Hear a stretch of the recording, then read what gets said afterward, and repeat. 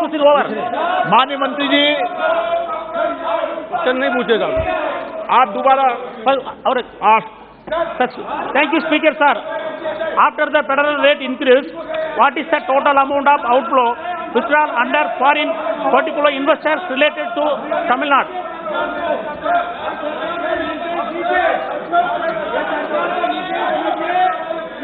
जी तमिलनाडु के बारे में स्पेसिफिक जानकारी भी उपलब्ध नहीं है, मैं सदस्य को उपलब्ध करा दूंगा। Question number 202 Shri ji गावती।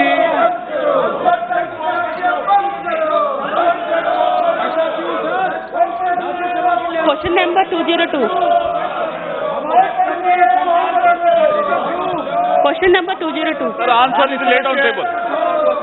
Sir, what steps in the government of India taking to ensure that the books available in the library impart education which is historical and cover subjects of contemporary relevance like mission learning and artificial आप सदन नहीं चलाना चाहते, माननीय सदस्यों को प्रश्न नहीं पूछना चाहते, आप सदन में विराजे।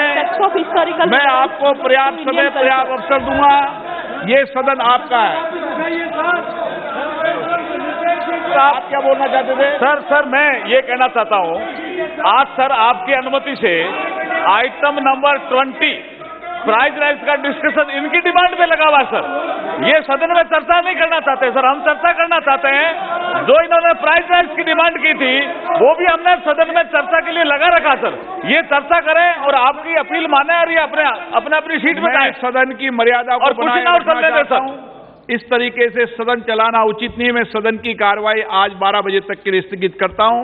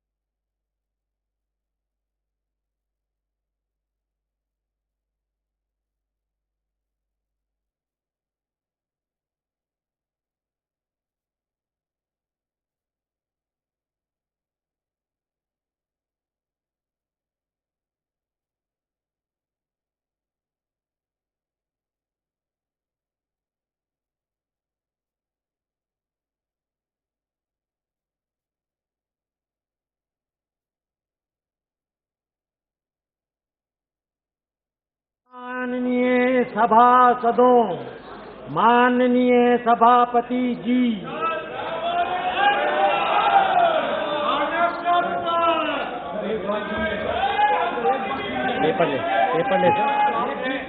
पेपर ले हो जाए। सभा पटल पर रखे जाने वाले पत्र आइटम नंबर 2 श्री अर्जुन राम मेघवाल जी। धन्यवाद सभापति जी। जो आज की संशोधित कार्य सूची में क्रम संख्या 2 पर Shri Rao Inderjit Singh ji for ministry of corporate affairs के नाम के आगे जो दस्तावेज अंकित है, आपकी अनुमति से सदन के पटल पर रखता हूं। आइटम नंबर 3 श्री अश्विनी कुमार चौबे जी। बैठिए प्लीज, बैठिए। सभापति जी, आपके आदेश से आपकी अनुमति मैं आज की कार्यसूची के क्रम संख्या 3 पर अपने नाम के आगे पर्यावरण, वन एवं जलवायु परिवर्तन मंत्रालय से संबंधित सूचीबद्ध विवरण सभा पटल पर प्रस्तुत करता हूं। आइटम नंबर 4 श्री अर्जुन राम मेघवाल जी। धन्यवाद सभापति जी। मैं आपकी अनुमति से मेरे नाम के आगे आज की संशोधित कार्यसूची के क्रम संख्या 4 पर जो अंकित दस्तावेज हैं, जो मिनिस्ट्री ऑफ कल्चर अफेयर से संबंधित है, आपकी अनुमति से सदन के पटल पर रखता हूं। धन्यवाद।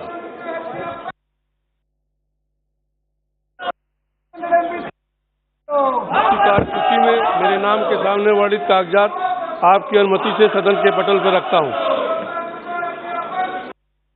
श्री राजीव चंद्रशेखर जी।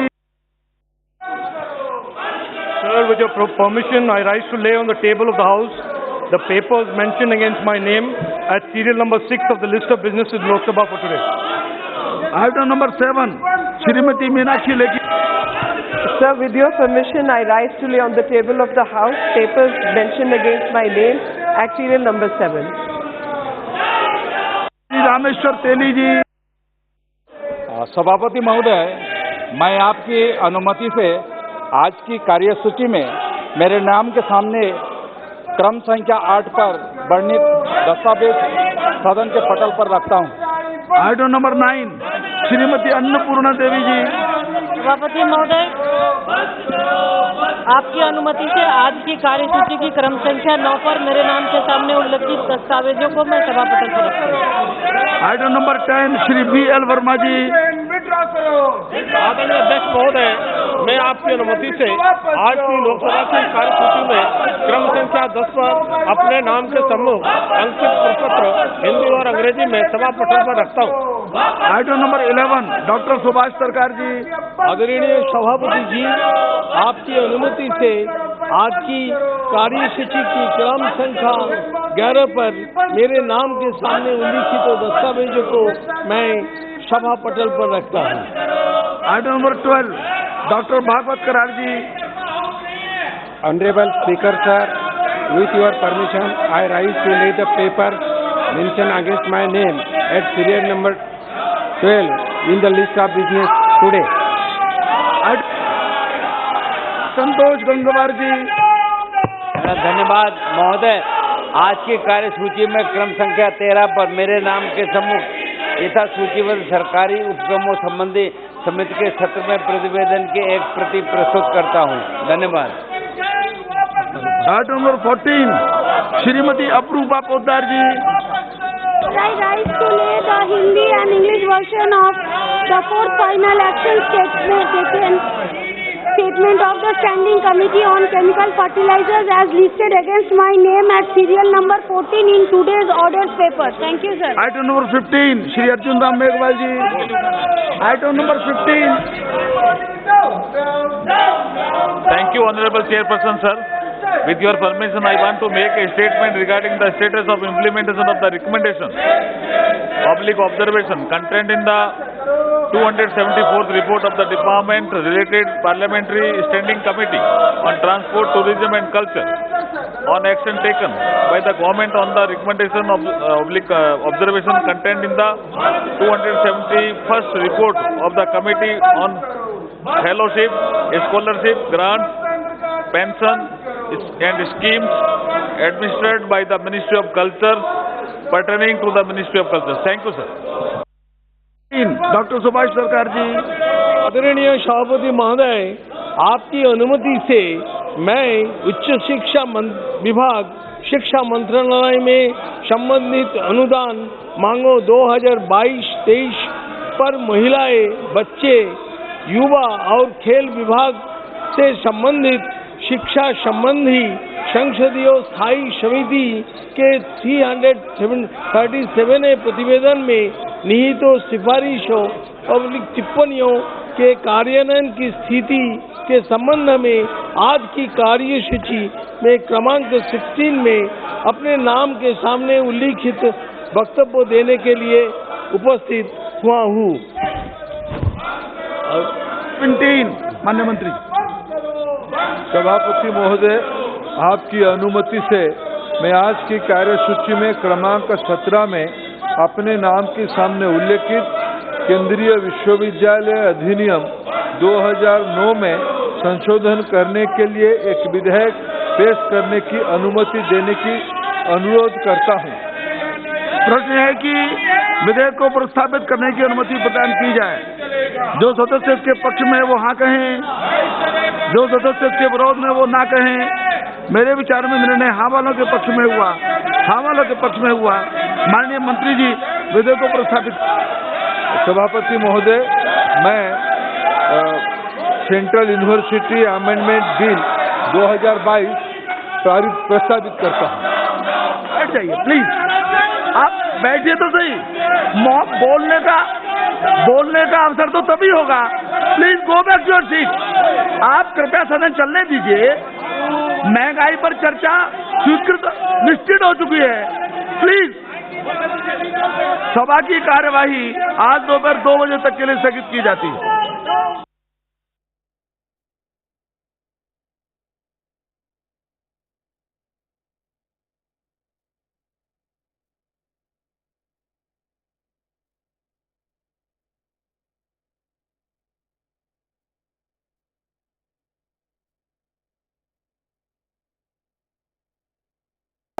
आप तो उसको रोटी तक नहीं दे पा रहे थे, आप कर्जा नहीं लौटवा पा रहे थे, और यही कारण है कि किसान आत्महत्या कर रहे थे। क्या उसके लिए हम लोगों को धन्यवाद नहीं देना चाहिए? अभी बात हुई गैस सिलेंडर की। गैस सिलेंडर की बात हुई। जुबेर साहब हैं सर, अल्ट न्यूज के, पकड़ाए हैं। कांग्रेस वाले उनको बहुत मदद करते हैं कि बड़े फैक्ट चेकर हैं। ये जो हम लोग ट्विटर और फेसबुक और ये सब चलाते हैं ना सर, उसके वो फैक्ट चेकर है। और मैंने देखा ये प्ले कार्ड 10 साल, तो आपको पता है स्पीकर साहब कि 2004 से लेकर 2014 तक भारतीय जनता पार्टी 139 सांसद थे और केवल कांग्रेस के 141 सांसद थे। हम 2009 में 120 सांसद थे, लेकिन कभी भी हमने जो है वो कार्ड नहीं लाया स्पीकर के सामने, जो है कभी चेयर की बदनामी नहीं की, कभी उनके इज्जत के साथ हमने खिलवाड़ करने की कोशिश नहीं की। लेकिन आप करते रहे, हम हमेशा वेल में आते रहे। मैं नहीं कहता कि वेल में नहीं आए, लेकिन हम कभी भी प्ले कार्ड लेकर नहीं आते थे। लेकिन आज मैं उसी फैक्ट चेकर, मुझे यह लगा सर कि यदि मैं कोई बात कहूंगा,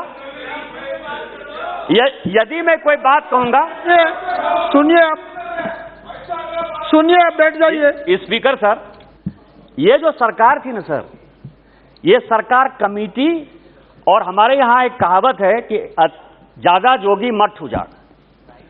मनमोहन सिंह जी प्रधानमंत्री जी थे सर, चिदम्बरम साहब थे, बड़े इकोनॉमिस्ट थे, राष्ट्रपति महोदय हो गए, लेकिन तत्कालीन जो वित्त मंत्री थे प्रणब बाबू 1980 में ही वित्त मंत्री थे। रंगराजन उनके एडवाइजर थे, मोन्टेक सिंह अहलुवालिया उनके एडवाइजर थे, रघुराम राजन साहब आ गए सर, कौशिक बसु साहब आ गए। इतने इकोनॉमिस्ट थे कि आप बात मतलब करिए और लगेगा कि बस तुरंत 2 मिनट में जो है सब खत्म हो जाएगा। और इसके बाद कमेटी पर कमेटी सर, इनको कैसे एलपीजी की प्राइस, डीजल की प्राइस, पेट्रोल की प्राइस ठीक करनी है, कैसे एपीएम के दायरे से जो है मार्केट में ले जाना है। इन्होंने 2006 में एक रंगराजन कमेटी बना दी, उससे इनका कोई वास्ता नहीं हुआ, उनको लगा कि इससे कोई फायदा नहीं है। तो 2010 में सर इन्होंने एक पारिक कमेटी बना दी, 2011 में इन्होंने नंदन नीलकेनी की कमेटी बना दी, और 2012 में केलकर की कमेटी। आप समझ सकते हैं कि कांग्रेस किस तरह से जनता के साथ, हमारे प्रधानमंत्री जी हमेशा बोलते रहते हैं सर कि कांग्रेस एक ऐसी पार्टी थी कि 1952 में उसने शिलान्यास किया, 1957 में कहा कि इसका लैंड एक्विजिशन हो रहा है, 1962 में यह कहा कि अब इसमें हमने पैसा दे दिया है, 1967 में उन्होंने कहा कि अब ये रेल पटरी बिछाना स्टार्ट कर दिए, और 1980 में जाके एक एक प्रोजेक्ट किस तरह से 30-30, 40-40 साल में इस देश में बने, उसका ये उदाहरण है ये एलपीजी, पेट्रोल और डीजल का जो है प्राइसिंग है सर। तो मैं वही कह रहा था कि मुझे ये लगा कि यदि मैं ये बातें कहूंगा तो शायद मेरी बातों को ये लोग उतना गंभीरता से नहीं लेंगे, क्योंकि ये बड़े समाजवादी हैं, सोशलिस्ट हैं दुनिया में, जो भारतीय जनता पार्टी को, क्योंकि ये लोग सब मोदी फोबिया से ग्रसित हैं सर। कुछ भी होगा ये मोदी ने कर दिया, ये मोदी को करना चाहिए था, ऐसे करना चाहिए था, वैसे करना चाहिए था। तो मोदी जी के प्रति इन लोगों की इतनी एलर्जी है कि अच्छी बात भी सुनने को तैयार नहीं है। तो मैं अल्ट न्यूज के जो है जुबेर को लेकर आया, उसने बताया सर, उसने लिखा है कि 2011 में जुलाई में 710 रुपया नन सब्सिडी के सिलेंडर की कीमत थी, और जो सब्सिडी हम दे रहे थे वो 400 रुपया दे रहे थे। इसका मतलब यह था कि 2011 में भी सिलेंडर की कीमत लगभग 1110 रुपये थी। ये मैं प्लेस कर दूंगा, मैं ऑन रिकॉर्ड प्लेस कर दूंगा। 2012 में 2012 में जो सिलेंडर की कीमत थी सर, वो बोलते थे तब तुमने सुना है, 922 सुनना पड़ेगा। और उसमें जो सब्सिडी भारत सरकार दे रही थी वो 410 रुपया दे रही थी। कितना हो गया जोड़ के बता दीजिए मुझे, मैं तो गांव का आदमी हूं, मुझे बहुत जोड़ नहीं आती, लेकिन आप जरा जोड़ के बता दीजिए। 2013 में 1021 था नॉन सब्सिडी, और उसमें सब्सिडी हम दे रहे थे 410 रुपए का, और 2014 में 1241 था और उसमें 414। ये जनवरी 1, 2014 की बात है। इसके आगे जब हमारी सरकार आई तो सिलेंडर की कीमत 606 रुपये थी सर। आज आप जो है सिलेंडर की बात कर रहे हैं। मैंने पिछली बार कहा कि क्या करें, आप कहिएगा कि हमारी 8 साल से आप सरकार चला रहे हो, 8 साल से सरकार चला रहे हो। मैंने पिछली बार बताया था सर कि इन्होंने केवल जनता को मूर्ख बनाने के लिए, केवल वोट बैंक की राजनीति के लिए 2009 से लेकर 2014 तक ऑयल बॉन्ड जारी किया, जिससे कि ये जो हमेशा दावा करते हैं सर कि हमने पेट्रोल का प्राइस, हमने डीजल का प्राइस सब कम कर दिया, इन्होंने ऑयल बॉन्ड जारी किए। और मैंने उस दिन भी कहा कि आपकी सरकार कैसी कॉर्पोरेट सरकार है। मैं सारे डिबेट लेकर आया हूं और मैं आज पूरा बहस करना चाहता हूं। मैंने ऐसे डांगे का बजट मैं भाषण लेकर आया हूं, मीनू मसानी जी का भाषण लेकर आया हूं, मैं नाथपई का भाषण लेकर आया हूं। 1958 से लेकर उन्होंने हमेशा कहा कि ये जो कांग्रेस है ये कॉर्पोरेट की सरकार है, ये टाटा को समर्थन करती है, बिरला को समर्थन करती है, डालमिया को समर्थन करती है, और अंबानी और अडानी को समर्थन करती है। ये 1,44,000 करोड़ का 1,44,000 करोड़ का इन्होंने ऑयल बॉन्ड जारी किया सर। और आज 2020 के बाद से भारत सरकार को 10 साल का बॉन्ड था, वो 2011 के बाद जितने भी हुए, आज आप समझिए कि हम लोगों को लगभग 3.5 लाख करोड़, 1,44,000 करोड़ जनता को गुमराह करने के लिए, बचाने के लिए कि हम पेट्रोल, डीजल और एलपीजी का प्राइस कम कर रहे हैं। आज 3.5 लाख करोड़ भारत सरकार को लौटाना पड़ रहा है, क्योंकि सरकार कंटिन्यूटी है। और वो सभी बड़े कॉर्पोरेट हैं जिन्होंने ऑयल बॉन्ड लिया है, वो सारे बड़े कॉर्पोरेट हैं। और मैं कांग्रेस के सभी मित्रों को चैलेंज करना चाहता हूं कि वो अपने, मनमोहन सिंह जी हैं, सोनिया जी यूपीए की चेयरमैन है, उनसे पूछे कि किस अमीर को आपने फायदा पहुंचाने के लिए देश के लोगों को इस तरह से गुमराह किया, देश के लोगों के साथ धोखा किया। प्रत्येक साल भारत सरकार को 20 से 25,000 करोड़ रुपया लौटाना पड़ रहा है। सर, फूड प्राइस की बात हो रही है। अच्छा है, एक तरफ ये लोग कहते हैं कि किसानों की आय दुगनी होनी चाहिए, जिसके लिए अभी एमएसपी की कमेटी बनी है सर। हमारी सरकार ने एमएसपी की कमेटी बनाई है और हमारी सरकार कमिटेड है कि हम आपको जो एमएसपी है वो दुगुना, कैसे आपकी आय दुगुनी होगी, उसके लिए लगातार प्रयास हो रहा है। लेकिन कोविड के बाद पूरी दुनिया के क्या हालात है सर? पूरी दुनिया का हालात यह है, आप ये समझे सर कि आज वर्ल्ड बैंक पूरा का पूरा, मतलब किस तरह से पूरी दुनिया के हालात हैं, मैं आपको बता रहा हूं सर कि जो इनकी स्थिति थी, जो प्लानिंग प्रोसेस था इनका सर, 1950 से, जीडीपी की बात कर रहे थे मनीष तिवारी जी, 1950 से लेके 1990 तक हमारी जीडीपी, कांग्रेस ही मैक्सिमम सरकार में रही ना 1950 से लेकर 1990 तक, कि नहीं कोई दूसरी पार्टी रही। केवल 2 साल 2.5 साल छोड़ दीजिए, वो भी मोरारजी भाई को छोड़कर, उसके अलावा तो कोई और हमारी तरफ से कोई प्रधानमंत्री नहीं हुआ, हमने कोई शासन नहीं चलाया। जीडीपी 3.5%, मैक्सिमम 4% तक गया था। और आप ये समझें कि उस समय भी जो सहारा जैसी कंट्री थी, जो छोटी छोटी कंट्री थी सर, उसका जीडीपी ग्रोथ 5.5% था। वहां से मुकाबला करके जब हम आए, आज कोविड के बाद दुनिया में प्राइस जो है, प्राइस की तो बात छोड़िए, प्राइस इन्फ्लेशन जो बढ़ रहा है उसके बारे में तो मैं बताऊंगा, लेकिन व्हीट का प्रोडक्शन 1% घट गया पूरी दुनिया में। ये सदन को और पूरे देश को जानने की आवश्यकता है कि क्यों प्राइस बढ़ रहा है। 1% प्रोडक्शन व्हीट का कम हो गया, 0.5% जो है पूरे दुनिया का राइस का प्रोडक्शन कम हो गया, शुगर का प्रोडक्शन कम हो गया। आज यूक्रेन वार के कारण, यूक्रेन और रसिया वार के कारण आपको आश्चर्य होगा स्पीकर महोदय कि यूक्रेन और रसिया इस दुनिया का 1/3 जो गेहूं है वो सप्लाई करता है। 75% जो सनफ्लावर ऑयल है वो यूक्रेन और रसिया सप्लाई करता है। क्या हमने यूक्रेन वार ला दिया? क्या हमने पूरी दुनिया के किसानों को कहा कि आप प्रोडक्शन कम करो?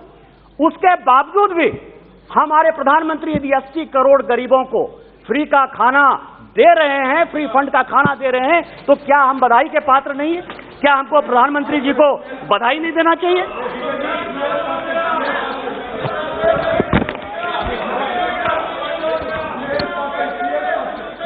सर मुझे एक निवेदन करना है जी। सर मुझे एक निवेदन करना है। जब मनीष जी बोल रहे थे हम सुने हैं सब rapt attention. Honorable FM has also listened to him, and when everybody should speak with all seriousness. Why cross talk? Let us no need. You can reply whenever your turn comes. No, hello, देखो sir, अगर serious जब आपके वक्ता बोल रहे थे मनीष तिवारी जी, एक भी टोका टोकी नहीं हुए। आप तो नेता हो, आप बैठ जाइए। अधीर रंजन जी आप बैठ जाइए, आप उनको सुनना पड़ेगा। अधीर बाबू सुनना पड़ेगा, आपको सुनना पड़ेगा। बैठो, आपका जब बारी आएगा तब आप बोलना, आपका बारी आए तब बोलना। बैठ जाइए। निशिकांत जी बोले। यदि फंड पर आपत्ति है सर, फ्री में हम दे रहे हैं, मतलब आप समझिए कि हम उनको सहायता देने की कोशिश कर रहे हैं, ये सब तो अच्छा है। पूरी दुनिया में कोविड के बाद के जो हालात हैं और हमारे जो हालात हैं, ये सदन को जानने की आवश्यकता है। ये वर्ल्ड बैंक की रिपोर्ट है सर, और मैं लेकर आया। आप ये देखें कि वर्ल्ड बैंक ने फूड सिक्योरिटी के लिए इजिप्ट जैसे कंट्री को, इजिप्ट बड़ा कंट्री है सर, उसको 500 मिलियन इमरजेंसी फंड दिया है, $500 मिलियन का इमरजेंसी फंड दिया है। ट्यूनीशिया को वर्ल्ड बैंक ने 130 मिलियन का फंड दिया है, सपोर्ट फंड दिया है सर।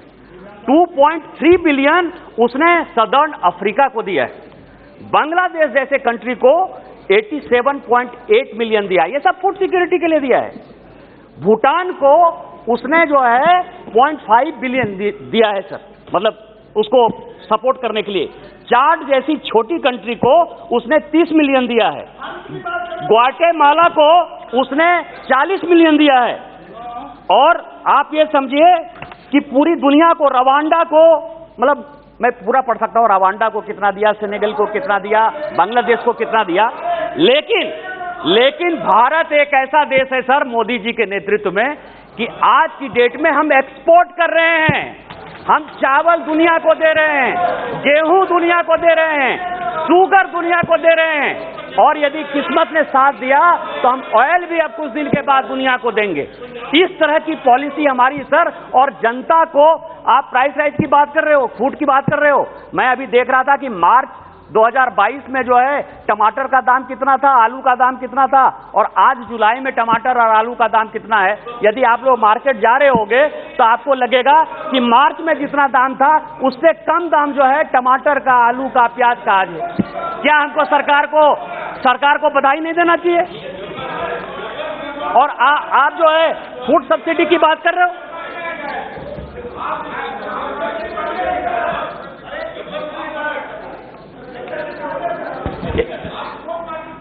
हेलो, बीच में आप अपनी टिप्पणी मत कीजिए, अपना जब समय आए तब बोलना।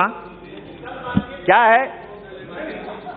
है मैं आपको बताऊं स्पीकर साहब, एक नूर ने बड़ा अच्छा शेर कहा सर, कि सच घटे या बढ़े झूठ की कोई इंतहा नहीं होती। सच यदि कम बोलिए तो भी वो झूठ हो जाता है, और यदि सच ज्यादा बढ़ाकर बोलिए तो भी वो सच नहीं रहता है सर।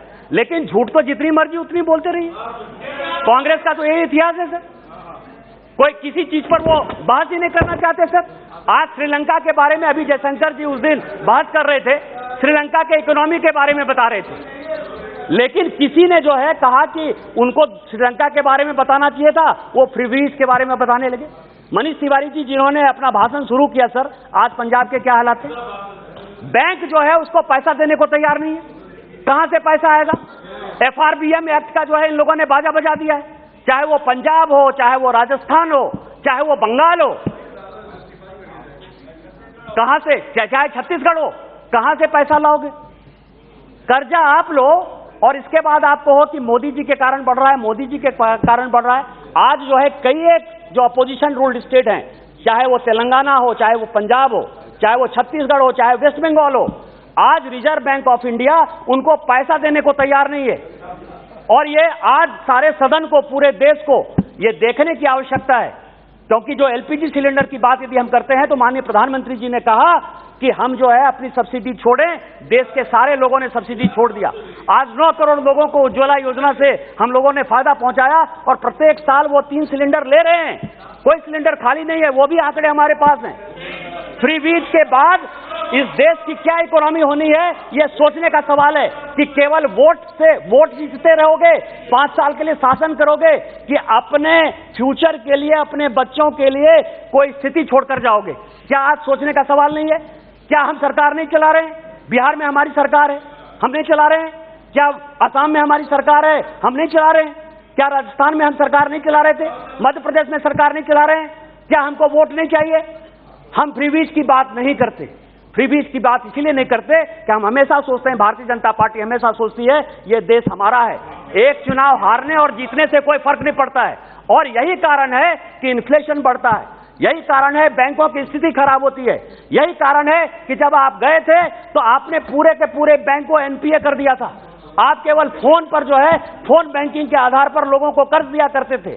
आपने बैंकों की स्थिति खराब कर दी, आपने इकोनॉमी की स्थिति खराब कर दी, आप 3% GDP पे हमको छोड़कर गए और आज आप हमसे जो है हिसाब मांगने की बात कर रहे हो, ब्लैक मनी की बात करते हो, ब्लैक मनी की बात करते हो। मेरा बहुत अच्छा टॉपिक है सर, ब्लैक मनी। मैं आपको बताऊं कि अभी बंगाल में 55 करोड़ रुपया पार्थो के यहां पकड़ाया सर। वो कह रहे हैं कि मेरा नहीं है, मैं आप ही की बात कर रहा हूं। 55 करोड़ रुपया कहीं किसी के घर में पकड़ा गया सर, पार्थो या उनके दोस्त के घर में, वो कह रहे हैं मेरा पैसा नहीं है। अभी मेरा MLA सर, हमारा MLA, झारखंड का MLA सर पकड़ा गया कैश लेके बंगाल में, वो कहता है मेरा पैसा नहीं है। झारखंड में सर मुख्यमंत्री के सचिव माइनिंग सेक्रेटरी के यहाँ रेड हो गया, 20 करोड़ रुपया उसके यहाँ पकड़ा गया, वो कहती है मेरा पैसा नहीं है। उसके विधायक प्रतिनिधि के यहाँ जो है पैसा पकड़ा गया 20 करोड़, वो कहता है मेरा पैसा नहीं है सर। इसी पार्लियामेंट में कांग्रेस का इतिहास क्या रहा है सर? वो ब्लैक मनी की बात करते हैं क्योंकि ब्लैक मनी सबसे ज्यादा उनके पास है। सरकार बचाने के लिए इसी पार्लियामेंट में नरसिम्हा राव की सरकार में हमारे ही झारखंड के शिबू सोरेन जी, सूरज मंडल जी, शैलेंद्र महतो जी, साइमन मरांडी जी, सबको जो है पैसा दिया गया और सबके पैसे बैंक अकाउंट में पकड़े गए। ब्लैक मनी आप करो। इसी 2008 में अडवाणी जी इसी सेशन में, इसी सदन में आए सर पैसा लेके कि आप हमारे MP को खरीद रहे हो, पैसे से खरीद रहे हो। पैसा जमा करो आप, होर्डिंग करो आप, बोफोर्स का पैसा कोतरोची लेके भाग जाए आपके समय में, कमीशन करो आप, मुंद्रा कांड करो आप, और पैसा किससे ब्लैक मनी का हिसाब मांगो? हमसे। सुखराम आपके मंत्री थे, उनके घर में 3 करोड़ रुपया पकड़ा गया। इतना कैश यदि कांग्रेस के नेताओं के पास और उनके UPA के पास रहता है, किस मुंह से ब्लैक मनी की बात करते हो? किस मुंह से ब्लैक मनी लाने की बात करते हो? स्विट्जरलैंड के साथ एग्रीमेंट साइन करो आप, स्विट्जरलैंड के साथ 2011 में एग्रीमेंट साइन करो आप और कहो कि 2016 से आप समझ में आएगा। इसके बाद आप ब्लैक मनी की बात करते हो, आप फिस्कल डेफिसिट की बात करते हो। फिस्कल डेफिसिट क्या है? आप ये समझिए 1950 से लेकर 1990 तक देश की स्थिति 1950 से लेकर 1965 तक बहुत अच्छी चल रही थी सर। 65 के समय GDP का केवल 4% हम बाहर से कर्ज ले रहे थे। 65 के बाद इस कांग्रेस ने उसकी पूरी दिशा और दशा बदल दी सर। और इसके बाद ये कर्ज जो बाहर से जो कर्जा है, आज जो कहते हैं कि कैश टू GDP रेशियो क्या हो गया, कर्ज का रेशियो जो है हमारे GDP के साथ कैसे हो गया, पॉलिसी किसने बदली? आपको जो है केवल जनता को गुमराह करने के लिए और टैक्स का जो परसेंटेज है 72-73% करने के लिए 65 के बाद कांग्रेस ने 10%, 15%, 20% ऐसा सिचुएशन हो गया सर कि पूरा का पूरा उन्होंने हमारी जो आने वाली पीढ़ी थी, हमारे जैसे जो युवा आने वाले थे, बच्चे पैदा होने वाले थे सर, उसके ऊपर कैसे कर्ज बढ़े 1965 से लेकर 1990 तक। और मैं यहां वित्त मंत्री जी बैठी हुई हैं, मैं भारत सरकार से आग्रह करूंगा कि पूरे देश को, क्योंकि याददाश्त इस देश की बहुत कम रहती है, मैं उनसे आग्रह करूंगा कि आप एक व्हाइट पेपर जारी कीजिए कि जीडीपी मतलब किस तरह से इन्होंने कर्ज लेने का काम चालू किया और उसके कारण हमारी पीढ़ी को आज कितने घाटे में जाना पड़ रहा है। यदि हम 5 ट्रिलियन और 10 ट्रिलियन की इकोनॉमी होना जा रहे हैं तो उसमें किस तरह का दिक्कत है, और फिस्कल डेफिसिट में किस तरह से एफआरबीएम एक्ट अटल जी लेकर आए, लेकिन उसके पहले जो फिस्कल डेफिसिट थी और जिसके कारण हम जबाजब नोट छाप रहे थे बिना कोलेटरल के, उसके कारण भारत को कितना नुकसान हुआ, ये देश के सामने जो है माननीय वित्त मंत्री से आग्रह करूंगा कि वो लेकर आए। मैं केवल अंत में खत्म करते हुए यही कहूंगा सर कि इन लोगों को ना आइडियोलॉजिकल कमिटमेंट है ना जनता से मतलब। यहां कांग्रेस बैठी हुई है, कांग्रेस ने शिवसेना के साथ सरकार बनाई सर महाराष्ट्र में। जब बाबरी मस्जिद टूटा 1992 में, तो उस वक्त के जो बाला साहब ठाकरे जो शिवसेना के प्रमुख थे, हमारे आदरणीय हैं, उन्होंने खुलेआम कहा, किसी पॉलिटिकल पार्टी ने नहीं कहा कि हमने बाबरी मस्जिद तोड़ दिया। मैं उस पर भी आऊंगा, पीडीपी पर सरकार इसीलिए बनाई क्योंकि उसने यासीन मलिक को जो है हमारा ये फायदा हो गया कि जिस आतंकवादी के साथ आपके प्रधानमंत्री ने फोटो खिंचाया, उसी आतंकवादी को उसने कहा, रुबैया सईद ने, कि मेरा अपहरण इसी आदमी ने किया था। आप अपने प्रधानमंत्री और कांग्रेस पार्टी से पूछो। मैं आपको यह बता रहा हूं, बाला साहब ठाकरे सर, ठाकरे साहब ने एकमात्र पॉलिटिकल पार्टी थी जिसने कहा कि बाबरी मस्जिद जो है हमने तोड़ा। आपका सेकुलरिज्म खत्म, आपकी इकोनॉमी खत्म, आपने देश को बर्बाद करने का ठेका ले लिया। और इसीलिए मैंने जो आपको कहा कि ये प्राइस राइज नहीं है, ये बेटे को बढ़ाने का चक्कर है। मोदी फोबिया से आप ऊपर उठिए, देश के बारे में सोचिए। और कबीर का जो एक दोहा है कि धीरे धीरे रे मना, धीरे सब कोई होए, आप उसका इंतजार करिए। ये देश बदल रहा है, गांव गरीब किसान आदिवासी को सम्मान मिल रहा है और ये देश खुश है। इन्हीं शब्दों के साथ जय हिंद जय भारत। बहुत बहुत धन्यवाद।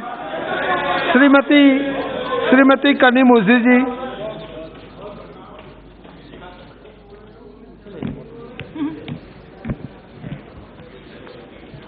அவைத் தலைவர் அவர்களே நன்றி. இப்பொழுது பேசி அமர்ந்திருக்கக்கூடிய பாரதிய ஜனதாவை சேர்ந்த நிஷிகாந்த் துபே அவர்கள் பேசும்பொழுது கருப்பு பணத்தை பற்றி குறிப்பிட்டு பேசினார். கோடி கோடியாக கருப்பு பணம் பிஜேபி ஆளாத மாநிலங்களிலே கைப்பற்றப்பட்டிருப்பதாக எடுத்து சொன்னார். எனக்கு ஒரே ஒரு சந்தேகம்தான். 2016 டிமானிட்டைசேஷன் கொண்டு வந்து பண மதிப்பிழப்பை கொண்டு வந்து அதற்கு பிறகு கருப்பு பணம் என்பதே இல்லாமல் ஆகிவிடும் என்று அறிவித்தார்கள். அதற்கு பிறகும் இந்த நாட்டிலே கருப்பு பணம் எப்படி உலவுகிறது என்பதை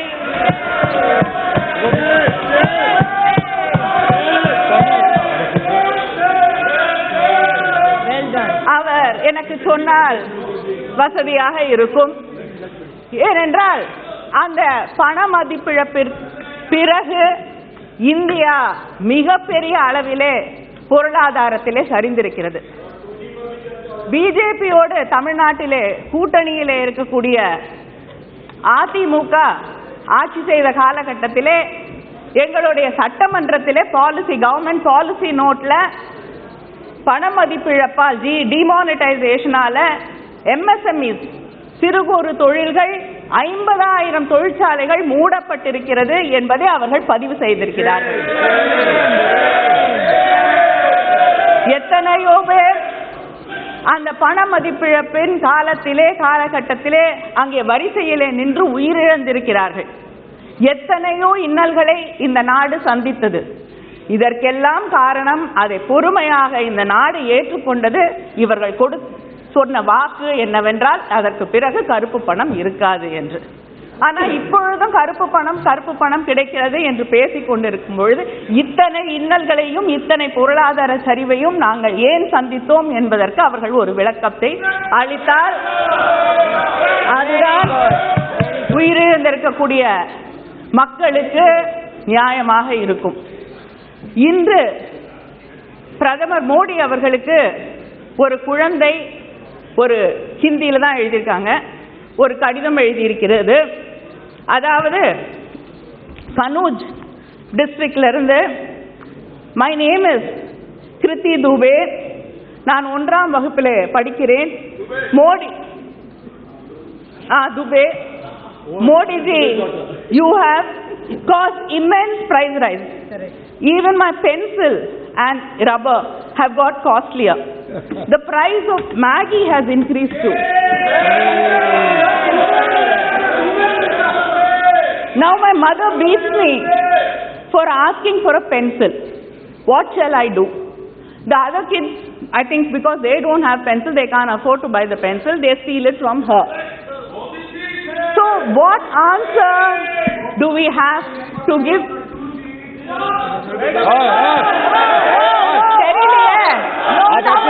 English. He has to sit down. He has to sit down. We never do that.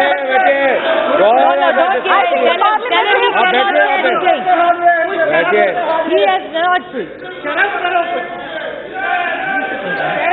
रबड़ की बात हो रही है, शर्म करो.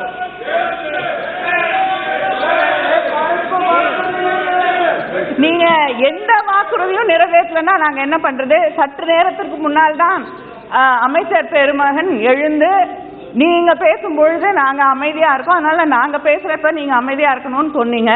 இப்ப அந்த வாக்குறுதியும் காத்துல விட்டா நாங்க என்ன பண்றதுன்னு எனக்கு தெரியல.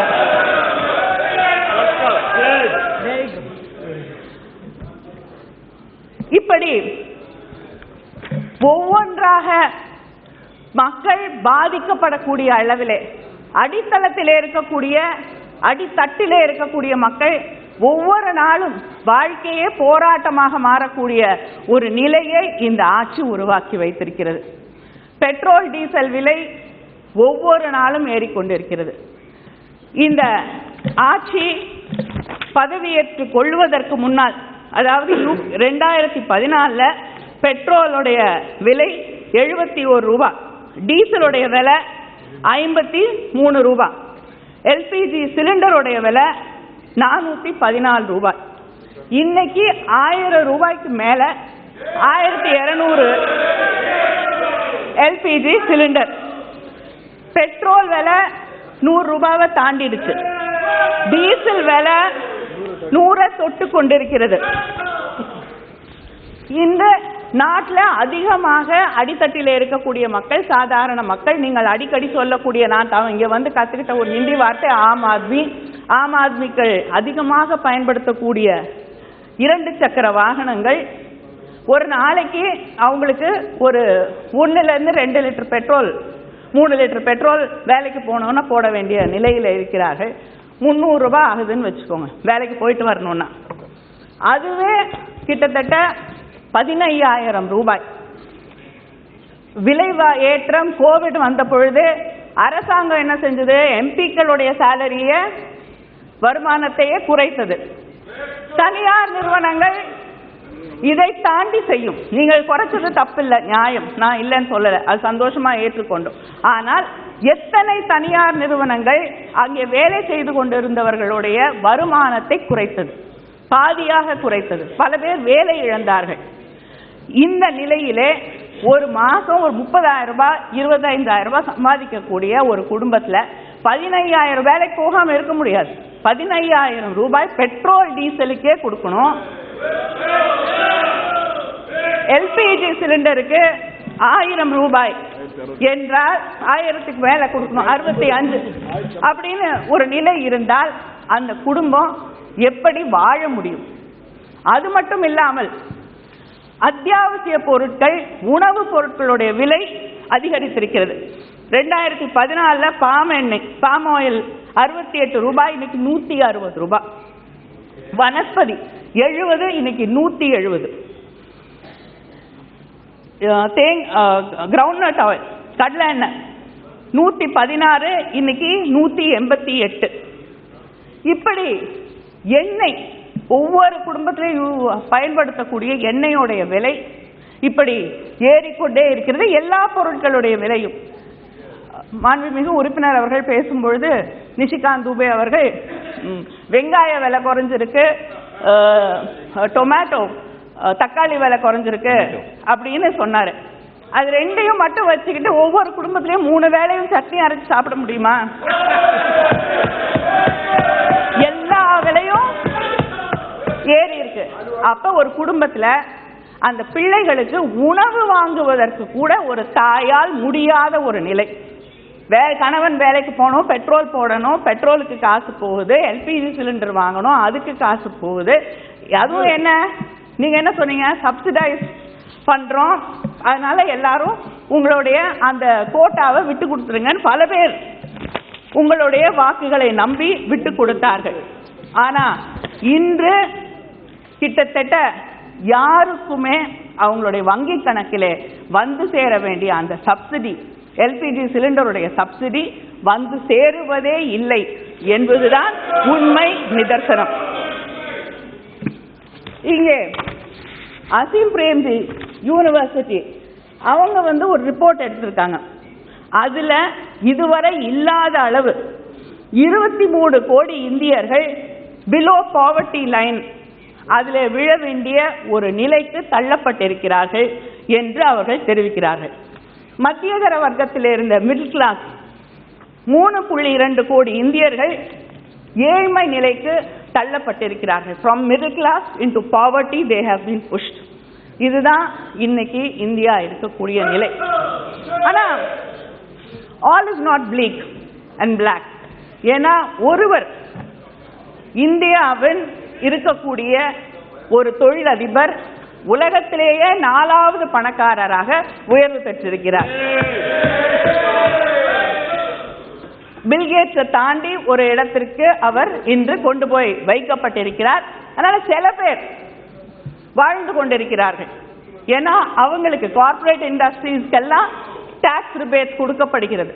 அவர்கள் வாழ்வதற்கு அந்த நான் தொழில் வளர்ச்சி வேண்டாம் என்று சொல்லவில்லை.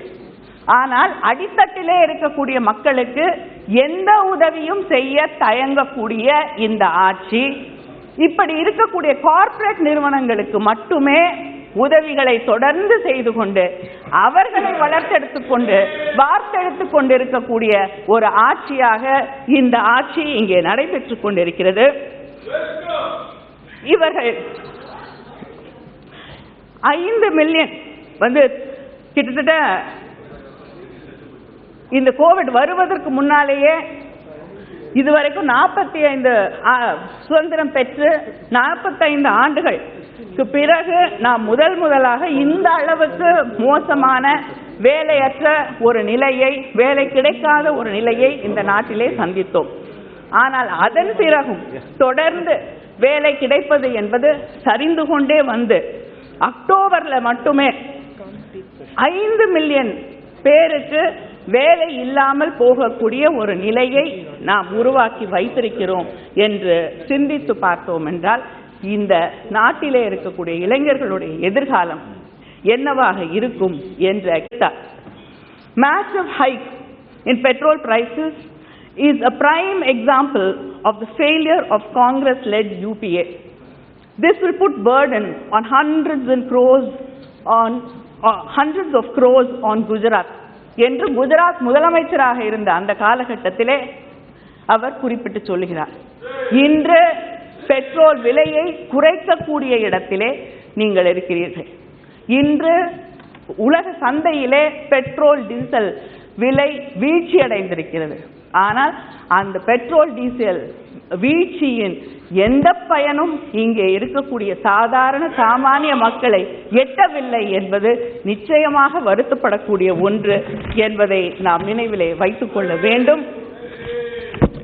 இப்படி ஜிஎஸ்டி என்று எடுத்துக்கொண்டால் சாதாரண சாமானிய மக்களுடைய உணவுப் பொருட்கள், அதாவது கிட்டத்தட்ட 5% prepack and labelled meat except frozen fish, curd, paneer, honey, dried leguminous vegetables, dried makana, wheat, cereals, flour, jaggery, puffed rice என்று காயரோட பித்து, கம்போஸ்ட் என்று தொடர்ந்து சாதாரண சாமானிய மக்கள் பயன்படுத்தக்கூடிய உணவு பொருட்கள் இந்த பக்கம் விலைவாசி ஏறிக்கொண்டே இருக்கிறது. ஒரு பக்கம் வருமானம் அதிகரிக்க வழியே இல்லை, வேலையும் கிடைக்க மாட்டேங்குது.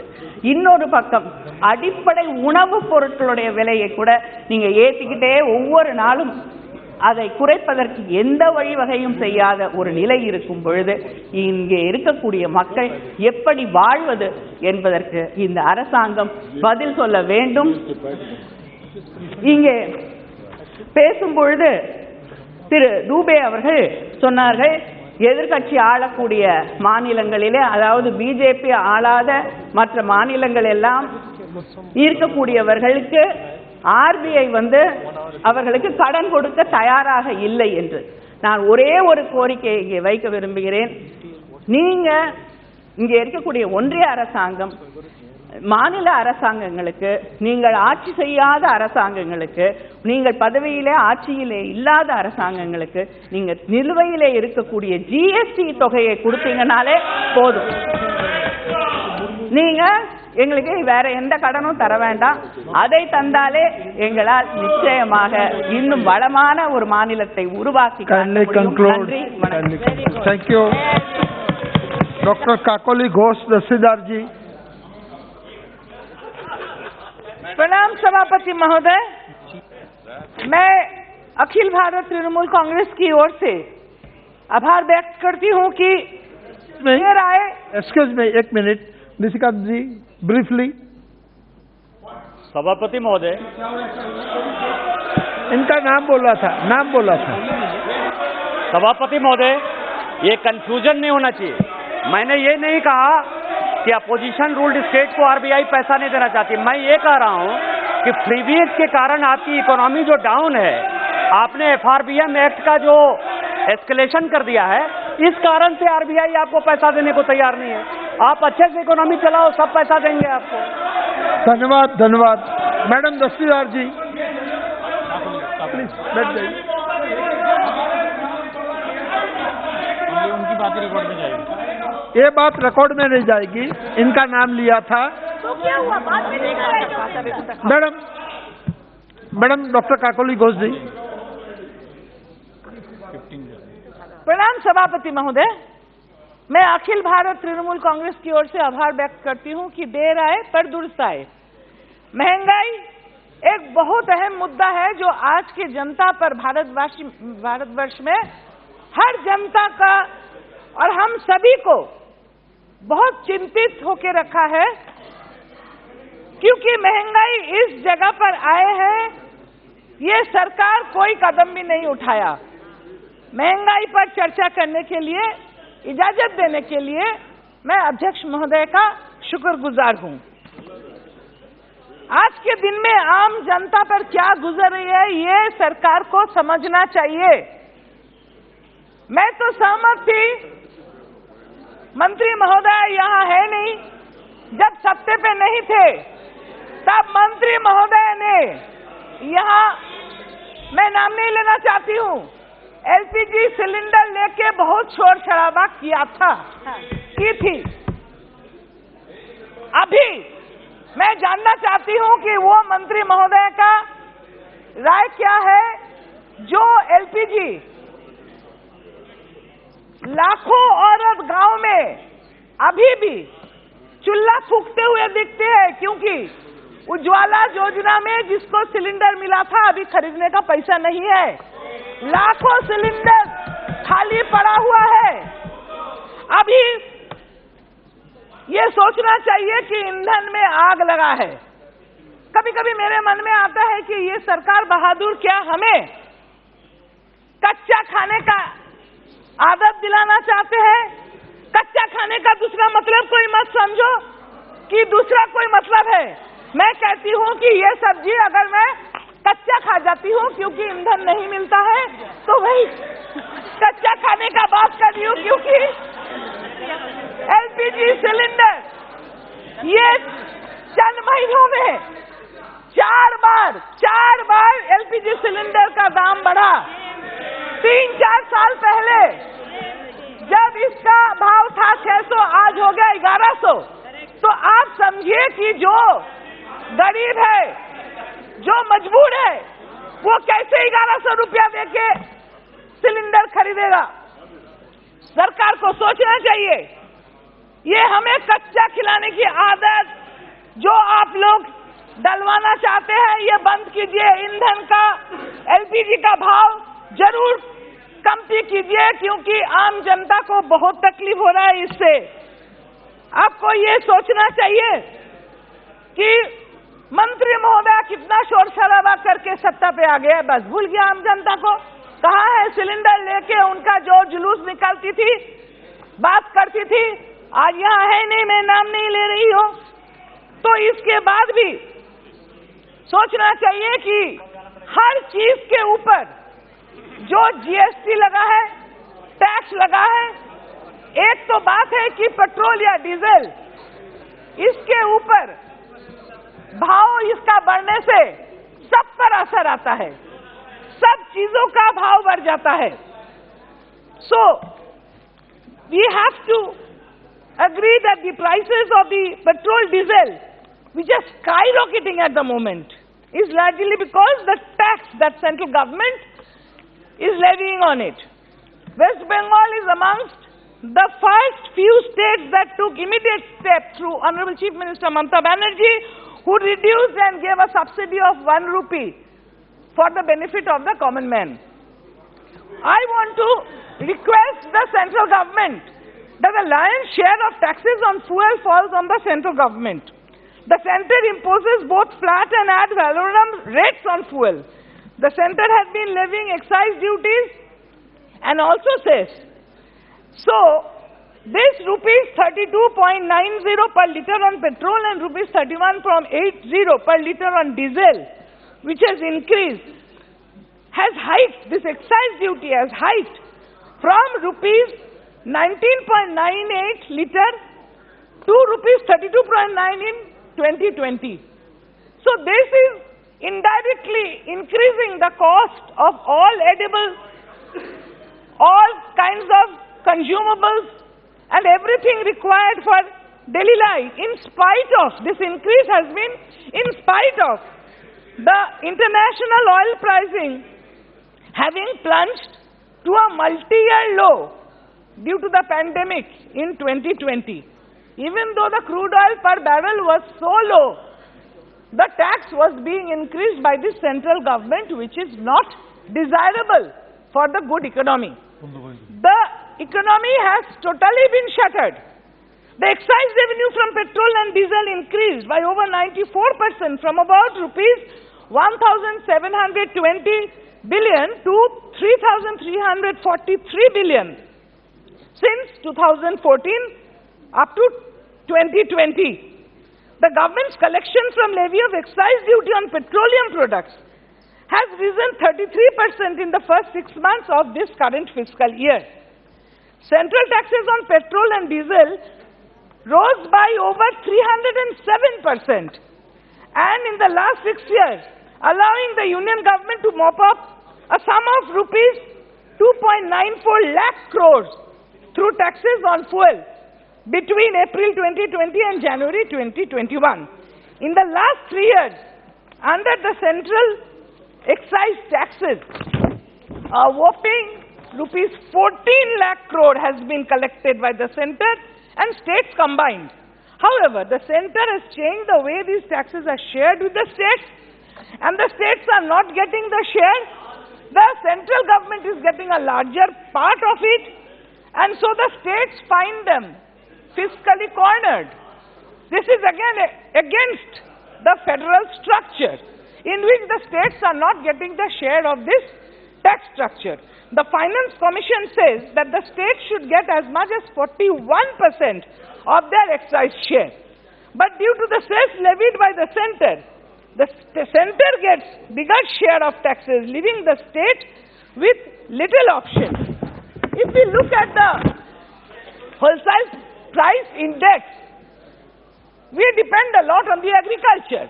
The backbone of the agriculture is the fertilizer and urea. In the fiscal year 2013-14, the wholesale price index of urea was 104.7. And in this last fiscal, the wholesale price index of urea has been 110.1. If we cannot look at it properly to help the farmers, we know that you are not pro-farmer through the farm laws that had been brought and withdrawn later on. But unless the farmer is helped, the agriculture is helped, the country suffers, the people suffer. Cereal wholesale price index in 2013-14 was 126.6, today it is 160.7. The wholesale price index of vegetables, like this one that I just ate, it was 163.6, but today it is 204.5. Milk was 116, and today milk is 156.9. Milk is consumed by little children. Milk is consumed by the elderly for their well-being. Now children and the elderly can't even thrive because the milk is increasing so much in its cost. People cannot afford it. And then at the commodities like medicines, essential medicines, which are life-saving, they are becoming dearer every day, and tax has been put on equipment used by specially abled people. There should be a shame on the government that you are not giving chance for the specially abled people to take care of themselves. My honorable friend here was just not talking about pencils and rubbers. That is for the growth of the education of young people. You are not taking care of the infants by increasing the price of milk.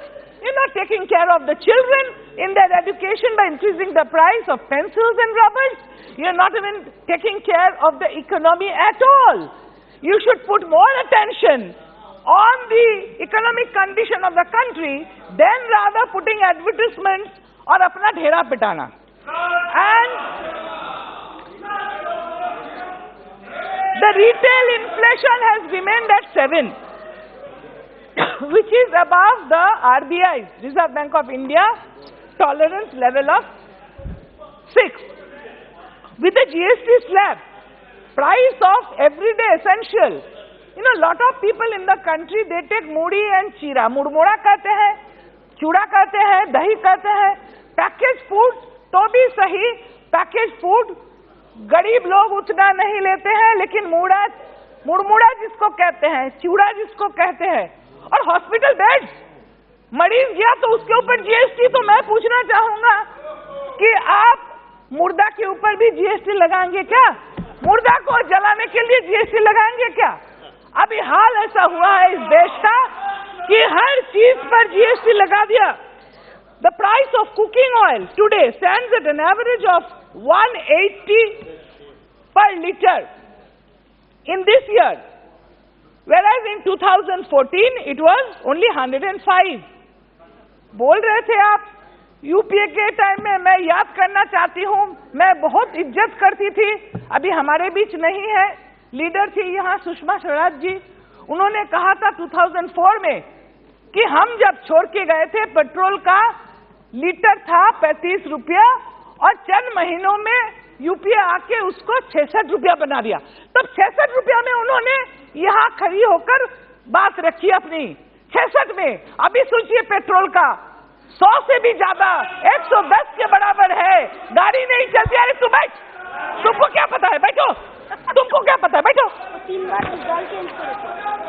अभी महंगाई इस जगह में आके पहुंचा है कि आम जनता का जीना हराम हो गया। चर्चा यहाँ हो रहा है, बहुत अच्छा, सभी बात रखने की अवसर सभी को मिलेगा, सब ठीक ठाक बात करके मैं सरकार से ये दरख्वास्त करूंगी कि आप एक जगह में आइए कि इतना टैक्स मत लगाइए कि आप ही को सिर्फ मुनाफा हो और गरीब मरते रहे। गरीब की तरह थोड़ा देखिए, गरीब के बारे में सोचिए और टैक्स कमती कीजिए कि वो भी जी सके। नमस्कार सर, थैंक यू। बहुत बहुत धन्यवाद। श्री कौशलेंद्र कुमार जी।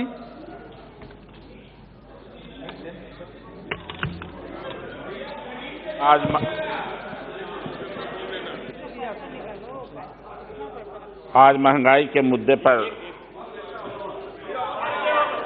और केवल एक अरे सुनिए पहले। अरे सुषमा जी नहीं है जिंदा सर। सुषमा जी सदन की 2004 में सदस्य नहीं थी, वो 2009 में बनी। ये करेक्शन, चूंकि सुषमा जी यहाँ नहीं है इसीलिए उनको कौशलेंद्र कुमार जी, कौशलेंद्र कुमार जी। सभापति महोदय,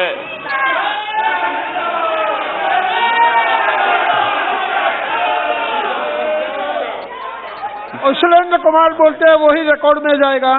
सभापति महोदय, आपने मुझे महंगाई पर चर्चा में भाग लेने का मौका दिया, इसके लिए धन्यवाद। आज महंगाई पर जो चर्चा हो रही है, निश्चित रूप से पक्ष और विपक्ष जब जब सरकार बनती है या चुनाव आता है तो उसके पहले भी महंगाई पर चर्चा होती है और बाद में भी। आज जब से माननीय मुख्य प्रधानमंत्री मोदी जी आए हैं तब से लगातार उनका प्रयास है कि जो गांव में रहने वाले लोग हैं, चाहे किसान हो, मजदूर हो, उसको कैसे हम आगे बढ़ाएं, कैसे उसको खुशहाल करें, इसके लिए वो लगातार प्रयास कर रहे हैं। आज उसी का देन है कि जब हम गांव में जाते हैं तो सड़क मिल रहा है, बिजली मिल रहा है, उतना ही नहीं, पीने का पानी नल का मिल रहा है। यह इंतजाम अभी यूपीए के कुछ साथी बता रहे थे। उस दिन भी याद रखना चाहिए कि आज़ादी के 75 साल होने जा रहा है और 50 साल आपने शासन किया। उस समय देश में जो गरीब की संख्या थी और आज आप खाता दिखा रहे हैं। गांव में मिट्टी का मकान था, आज गांव में सर चले जाते हैं, अब मिट्टी का मकान ही नहीं है। देश के प्रधानमंत्री को मैं बधाई देता हूं कि प्रधानमंत्री आवास योजना के तहत गरीबों को पक्का मकान देने का काम किया है। उतना ही नहीं, सभापति महोदय, जब गांव में हम लोग रहते हैं, गांव जब घूमते हैं तो गांव में जो खुशहाली है, अभी पिछले कोविड में लगातार प्रधानमंत्री जी बोलते रहे कि इस कोविड में घबराने की जरूरत नहीं है। हम लोग भी उनके साथ दे रहे थे और कोविड में जो इन्होंने इंतजाम किया, जो व्यवस्था दिया, गरीब जो बाहर में रह रहे थे उनको गांव तक पहुंचाया और मुफ्त में लगभग 80 करोड़ गरीब को भोजन देने का काम किया, आज तक दिया जा रहा है। यह भी सोचना चाहिए। आज अगर थोड़ा महंगाई बढ़ा है तो उसके लिए हम लोग चिल्ला रहे हैं, किरासन तेल, तो करुआ तेल, तो मोबिल, सब्सिडी नहीं दिया जा रहा है पेट्रोल में। ये चीज भी देखना चाहिए कि मोदी जी ने कहा था कि देश के जो गरीब लोग हैं, जो चप्पल पहनने वाले लोग हैं, वैसे लोगों को हवाई जहाज घुमाऊंगा। आज देश में गरीब लोग हवाई चप्पल पहनने वाला दिल्ली आ रहा है और कश्मीर जा रहा है। ये है मोदी जी का कमाल। कुछ लोग कहते हैं महंगाई बढ़ गया। उस समय एयर इंडिया से जब हम लोग जाते थे पटना, हुजूर 32,000 रुपया टिकट था, लेकिन आज जब जहाज चढ़कर जाते हैं पटना तो 5,000 रुपया, 4,000 रुपया में जाते हैं। महंगाई कहाँ बढ़ा? महंगाई कुछ चीजों पर अगर बढ़ी है तो लगातार सरकार का प्रयास है कि गांव में जो किसान है, गरीब है, उसकी स्थिति को हम मजबूत करेंगे। आज उनका जो पहल हो रहा है, किसान की आमदनी दुगुना हो। Please silence. Hello, excuse me, hello सदस्यगण, काइंडली मेंटेन द डेकोरम, सभापति महोदय, हम लोग 2009 में चुन कर आए थे, उस समय यूपीए की सरकार थी। यूपीए की सरकार में लगातार हम लोग भ्रष्टाचार का मुद्दा उठा रहे थे, चाहे कई तरह का कोयला घोटाला हो, खेल घोटाला हो, खाली घोटाला। लेकिन जब से मोदी जी आए हैं, कोई विपक्ष बता दे कि किसी भी विभाग में अगर भ्रष्टाचार का मुद्दा उठा, आज पूरा भारत भ्रष्टाचार मुक्त है। जहां जहां एनडीए की सरकार है, कहीं भ्रष्टाचार नहीं है। तो आज जो महंगाई पर चर्चा हो रहा है और सत्ता पक्ष के लोग कह रहे हैं कि तेल का दाम बढ़ गया। अरे तेल का दाम बढ़ गया तो राज्य सरकार को चाहिए बिहार से देखना चाहिए, बिहार के तरफ। बिहार के मुख्यमंत्री जी ने अभी डीजल पर 60 रुपया सब्सिडी दिया, ये अकाल को देखते हुए। सभापति महोदय, हर चीज भारत सरकार करती है और राज्य सरकार भी करती है। कई लोगों का मैं देख रहा था, तो इसलिए आज जो महंगाई पर चर्चा हो रही है, उसमें यह भी देखना चाहिए कि हालात सुधर रहे हैं देश का कि नहीं। आज देश में बिजली मिल रहा है, सड़क बन गया, गांव की गली नली पक्की हो रही है, गांव के किसान का काम हो रहा है। इन चीजों पर भी ध्यान देने की आज जरूरत है। मैं इस सदन में मैं कहना चाहता हूं कि जो महंगाई पर चर्चा हुआ है, इसमें देश के प्रधानमंत्री लगातार खुद सुन रहे हैं। मैं उनसे भी निवेदन करूंगा कि विपक्ष के भी बात को सुनकर इन चीजों पर भी ध्यान दें। बहुत बहुत धन्यवाद। धन्यवाद। श्रीमती संगीता आजाद जी। धन्यवाद सभापति महोदय। मैं बहुजन समाज पार्टी की तरफ से अपनी बात रखने के लिए खड़ी हुई हूँ और अपनी बात एक प्रसिद्ध वाक्य से शुरू करना चाहूंगी कि सखी सैया तो खूब ही कमात है, महंगाई डायन खाए जात है। महंगाई की मार से आज हर वह व्यक्ति पीड़ित है जो आर्थिक रूप से कमजोर है। खासकर ग्रामीण क्षेत्रों में हमारा किसान सबसे ज्यादा इस महंगाई की मार को झेल रहा है। सरकार का जहां दावा था कि 2022 में वो किसान की आय दोगुनी करेगी, लेकिन बहुत दुख के साथ कहना पड़ रहा है कि किसान की आय आधी हो गई है और महंगाई की मार दोगुनी से तिगुनी हो गई है। इसी महंगाई में आप लोगों ने बच्चों की पेंसिल, रबर, शॉर्पनर और अन्य जरूरी सुविधाएं और चीजों को भी जीएसटी लगाकर महंगा कर दिया है, जिसकी वजह से एससी, एसटी, ओबीसी तथा सामान्य वर्ग के गरीब छात्रों को अपनी पढ़ाई बीच में ही रोकनी पड़ जा रही है और उन्हें अपनी पढ़ाई को छोड़कर दूर बड़े शहरों में जाकर नौकरी करने पे मजबूर हुआ जा रहा है ताकि वह अपने परिवार का ख्याल रख सके। इसी बीच में यूक्रेन और रूस के बीच में चल रहे युद्ध के कारण ईंधन, खाद्य तेल और अन्य घरेलू सामान की कीमतों में भारी वृद्धि आई है। भारतीय बाजारों में विदेशी निवेशकों द्वारा भारी बिकवाली और विदेशी पोर्टफोलियो निवेशकों एफपीआई को निकाल लिए जाने के कारण भारतीय रुपए में अमेरिकी डॉलर के मुकाबले भारी गिरावट आई है।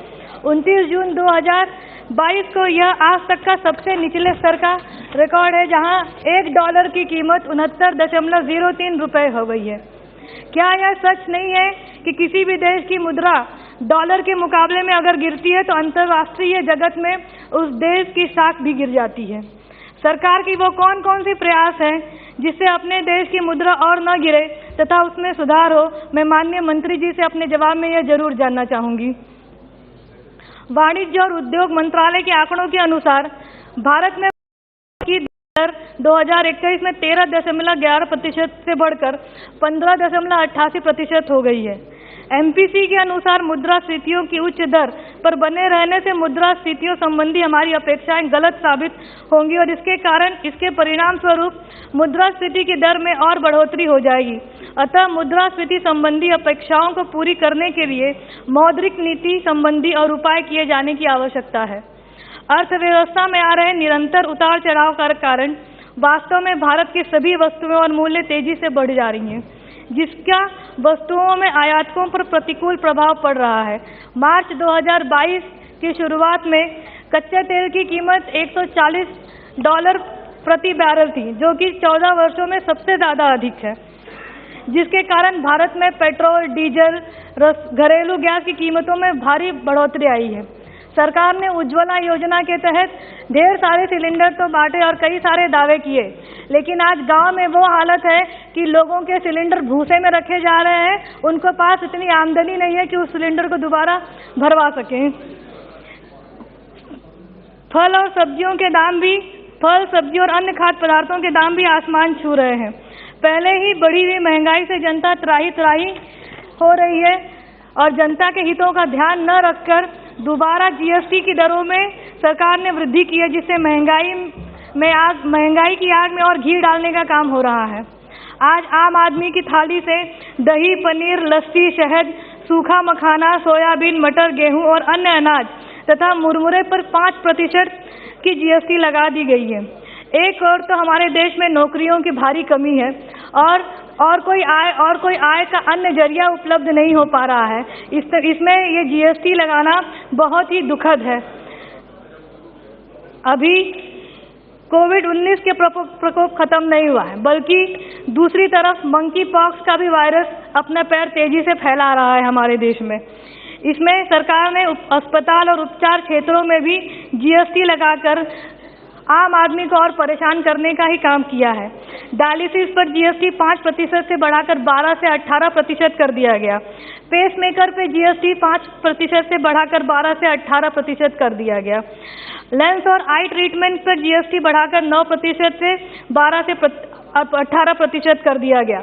कैंसर ट्रीटमेंट की भी जीएसटी बढ़ाकर 5% से 12 से 18% कर दिया गया तथा जिससे लोगों के स्वास्थ्य सुविधाओं में और उनकी देखभाल में भारी मात्रा में कमी आएगी। मैं माननीय मंत्री जी से ये अनुरोध करना चाहूँगी कि माननीय मंत्री जी मेरे बताए हुए बिंदुओं पर पुनः विचार करें और देश की गरीब, असहाय तथा आर्थिक रूप से दबे कुचले लोगों के हितों का ध्यान रखकर सभी क्षेत्रों में बढ़ी हुई जीएसटी दर को पुनः विचार करने का प्रयोग करें तथा पेट्रोल, डीजल, रसोई गैस तथा अन्य खाद्य पदार्थों पर लगाए गए दामों में कमी करें। साथ ही साथ यह भी अनुरोध करना चाहूँगी कि जो शमशान और शवगृह पे उन्होंने जीएसटी लगाई है, इसे एकदम खत्म करें। इसी बातों के साथ मैं अपनी बात खत्म करती हूँ। बहुत बहुत धन्यवाद। जय हिंद। बहुत बहुत धन्यवाद। Shri Nama Nageswara Rao ji. Thank you chairman for giving this opportunity. Chairman साहब, अभी प्राइस रेज का बारे में देश का जनता पूरा आज के दिन में पार्लियामेंट में क्या बात करेगा, बात करने का बाद जो है गवर्नमेंट क्या रिप्लाई देगा बोल के सोचता है।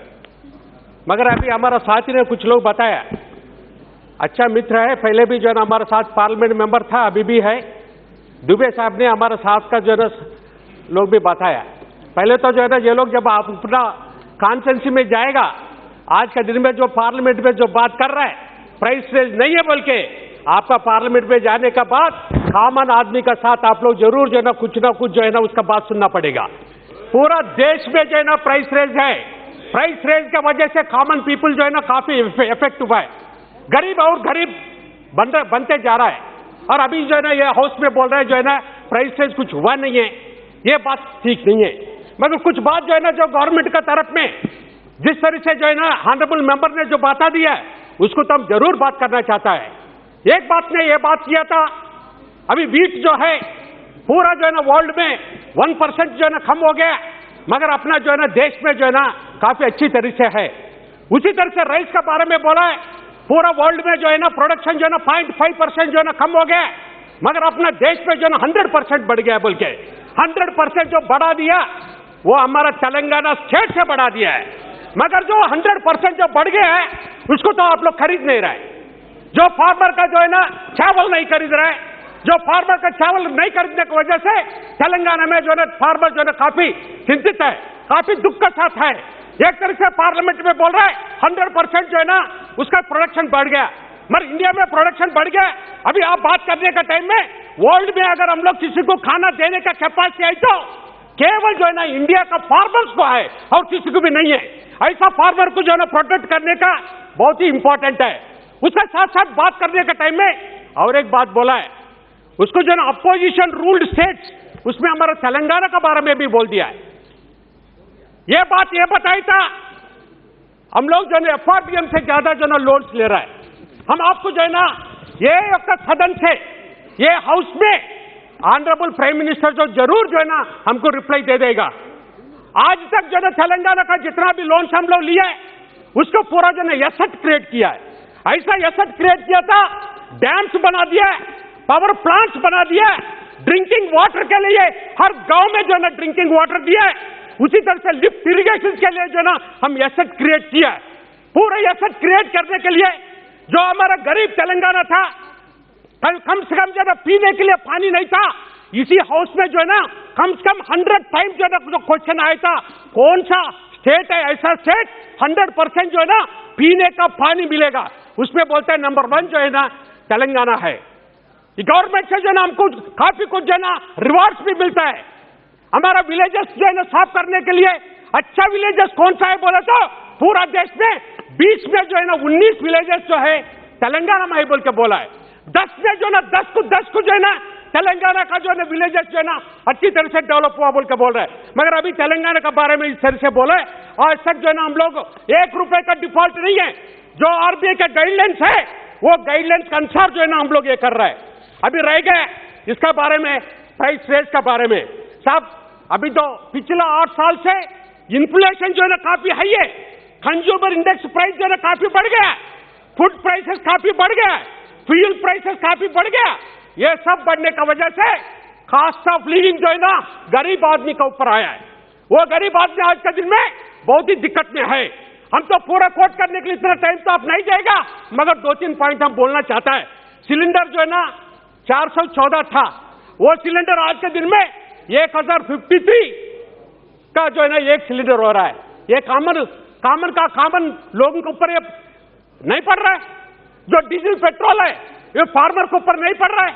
आज के दिन में एक फार्मर 1 एकड़ को जो है ना 1 एकड़ को पहले से अभी 2000 रुपए एक्स्ट्रा लग रहा है एक फार्मर को जो है ना बुझाई करके उसको जो है ना फार्मिंग करने के लिए। ये सब जो है ना काफी कुछ उसका साथ साथ जो है ना नॉट ओनली द फर्टिलाइजर्स के ऊपर इवन हैंडलूम जो है ना चलता है, जो हाथ से जो है ना जो कपड़ा बनाता है उसके ऊपर भी जो है ना सब जीएसटी डाला है। सब दो एक ही मिनट सब जीएसटी डाला है। उसको चिल्ड्रंस का पेंसिल्स का ऊपर, रबर का ऊपर, मिल्क का ऊपर, ब्रेड का ऊपर, जो ब्रेड जो है ना हॉस्पिटल में बेड में रहते हुए ब्रेड खाता है वो जो पेशेंट को भी छोड़ा नहीं है उसको भी जो है ना हम लोग टैक्स डाला है। कम से कम ये सब सोचने का है, ये सब को कम करने का है। उसका साथ साथ एक तो बात हम जरूर बोलना चाहता है। आप लोग जो है ना अपोजिशन रूल्ड स्टेट्स के बारे में बताया। अभी तो हम जो है ना गवर्नमेंट इंडिया से हम एक बात पूछना चाहता है।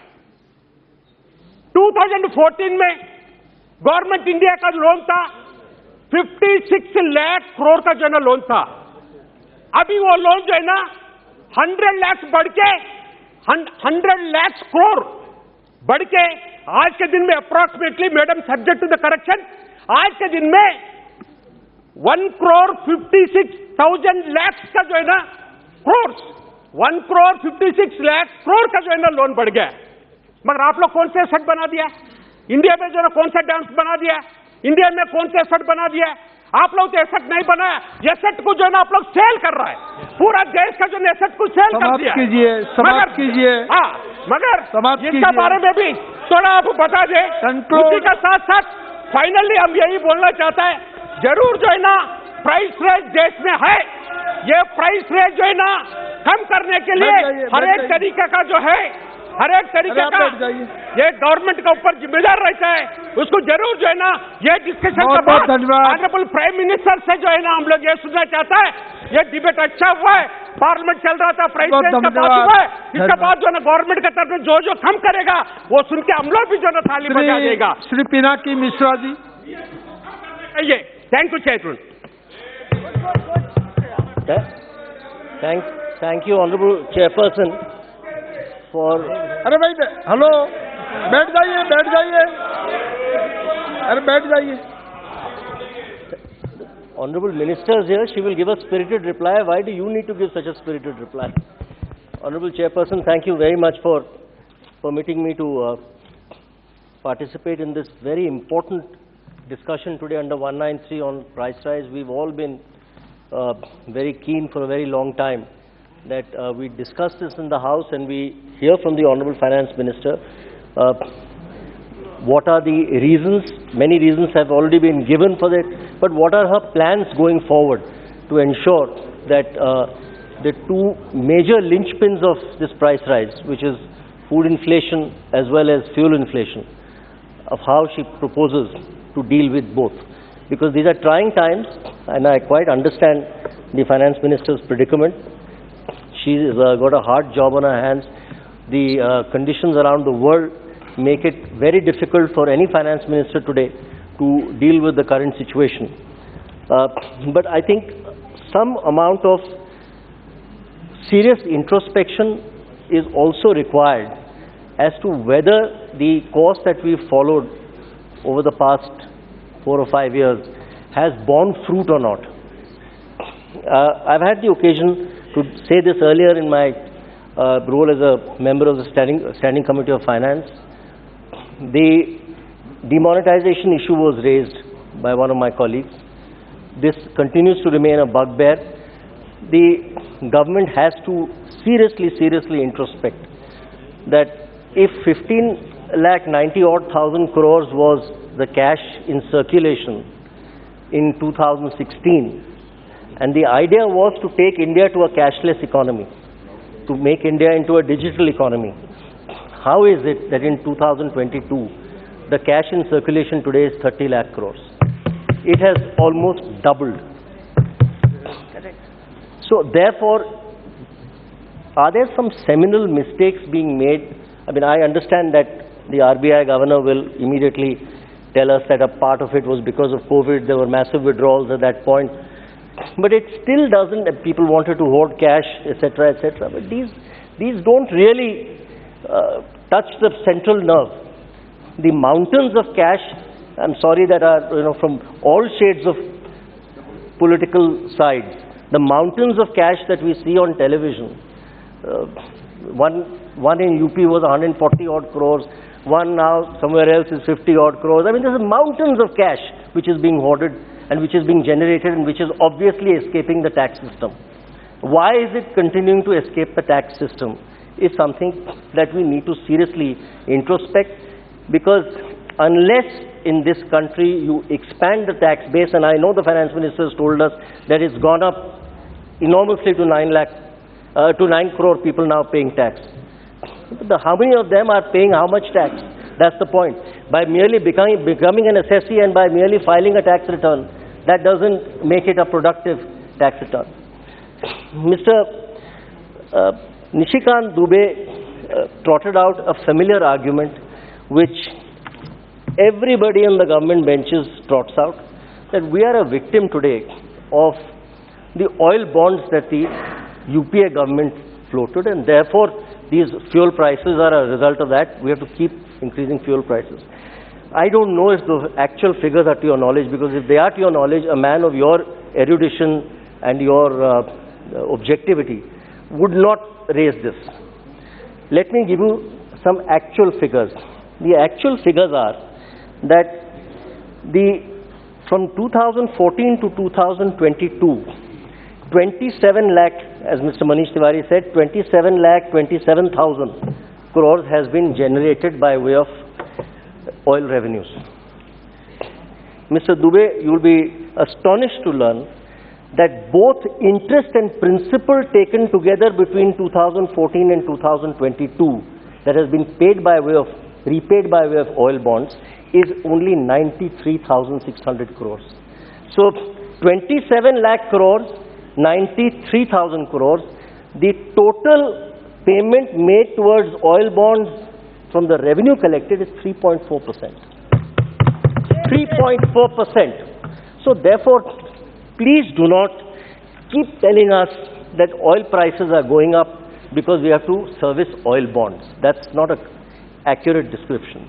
The fact of the matter is oil prices are going up because you have to balance your budget. The finance minister has a hard job balancing budget. I can understand that there is a massive amount that is going out towards your Manrega bills, towards your free food that you're giving out to the poor. No question, those are laudable objectives. Any government today would be called upon to do it. But therefore, it calls for more prudent economics. Rather than what I have always said is, and pardon my saying so, Madam Finance Minister, but this is lazy taxation. This is, you basically are engaging in what is rank lazy taxation. This is something that can easily be plucked So therefore, the low-hanging fruit, let's keep plucking it, and let's keep torturing today the youth and the women of this country who are in serious dire states. Sushma Swaraj ji की बात मनीष जी ने कहा कि सुषमा जी यहाँ खड़े होकर बोली कि गृहिणी के आंसू बहते हुए मुझे देखा नहीं जा रहा है। गृहिणी के आज आंसू नहीं बह रहे हैं, आज गृहिणी के खून के आंसू बह रहे हैं। ये सिर्फ आंसू नहीं बह रहे हैं, और युवक लोगों के भी आज खून के आंसू बह रहे हैं। जब पेट्रोल पंप पर रोज सुबह जाकर, I mean 39 times petrol has been increased in 21-22. And thereafter price of petrol has been increased 76 times between 20 and 21. I mean, every morning you go there, it's 50 paise up, 75 paise up, 1 rupee up. And these boys, young boys today who work as couriers, who work as delivery boys, for them that's their lifeline. They can't do without those motorcycles. And every day they go back with less money in their pockets because you continue to raise fuel prices rampantly, because you have no other way of garnering your revenues. Therefore, for your revenue generation, Madam Chairperson, Madam Finance Minister, I urge you once again that please do not heed the advice of bureaucrats who are giving you, with great respect, lazy advice. I will tell you straight away one example. There is a whole brouhaha in the country that steel prices are going up. So therefore, put an export duty on iron ore. No difficulty. You put an export duty on finished steel. You put an export duty on plus 58 iron ore, which is used in steel production. Why have you put a duty on under 58 when not a gram of under 58 grade ore is sold in this country or will ever be sold in this country? Nobody uses it. A state like Orissa today is liable to lose 15,000 crores this year, apart from the foreign exchange, Madam Finance Minister, that the government of India will lose. We will lose by way of our revenues 15,000 crores. We've been crying from pillar to post that this is a needless cess. It's an environmental hazard, because ultimately you cannot stop mining under 58. If you mine over 58, you will also mine under 58. That is piling up needlessly. It can easily be exported, but you've put such a countervailing duty on it that it becomes uneconomical. And nobody is willing to listen, that there is no rationale to this. So there must be some rationale, and for that I believe that the political guidance is the only way going forward. This cannot be in the hands of bureaucrats, because with the greatest respect, I think they have a tunnel vision which they will never get out of in this country. That's a fact. Madam Chairperson, Madam Finance Minister and Honorable Chairperson, one other astounding fact needs to be brought to the knowledge of this House. Is this House aware that in 2019, 1,44,017 Indians gave up their citizenship? 1,44,017. This is told to the Lok Sabha on the 19th of July. This number came down during COVID to 85,256. But now in 2021, this number of people who are giving up Indian citizenship and taking up citizenship of St. Kitts, Belize, Portugal, all over the world, is 1,63,370. It's all very well for us to say good riddance. आप बोल सकते हैं कि ठीक है, नहीं चाहिए तुम्हें भारतीय citizenship, तो निकल जाओ यहाँ से. But the fact of the matter is, these are all high net individuals. They are wealth creators. Let us not kick them in the face and say, get out, we don't need you. Let us ask them, what is your problem? Why are you giving up Indian citizenship and taking up citizenship of tax havens abroad? I'm sorry, we all need to reflect. This is a matter for collective reflection in this House. Because after all, the Indian passport is a matter of great pride for all of us. So if people are giving up the Indian passport, Madam Finance Minister, you have to look within your ministry to see whether your CBDT, whether your Enforcement Directorate, whether your CBI, whether all these agencies together is making life so difficult today for high net individuals in this country that A, you are not making it easy for them to be happily tax compliant. Tax them at rates, tax them in a manner that they will be proud and happy taxpayers. Today they are not, which is why they are running away from this country. Number one. Number two, give them an atmosphere and an environment in this country where you say that you're, and the Prime Minister has repeatedly said this. He said, I respect wealth creators. I respect wealth generators. So give them a feeling that if you're a wealth creator and a wealth generator, you're not a sinner, you will not be punished. If we all reflect on this, and I believe our policies are in consonance with some progressive thinking, I believe that there are issues that can be easily resolved. It's a large country we have, despite the Ukraine war, despite all this, I think we have enormous internal resources, and this 130 crore population in this country is capable of collectively generating massive wealth, of being great wealth creators. But for that, we have to unshackle what are known as the animal spirits of this country and its people. I appeal to you, Madam Finance Minister, to kindly pay heed to what I have said in right earnest, and I say this in the best spirit of bipartisanship. Thank you very much. Thank you very much. Srimati Supriya Suleji. Thank you, sir, for giving me a chance to speak on the 193 on price rise. I appreciate all the points made by my several colleagues because it's a very, very important issue.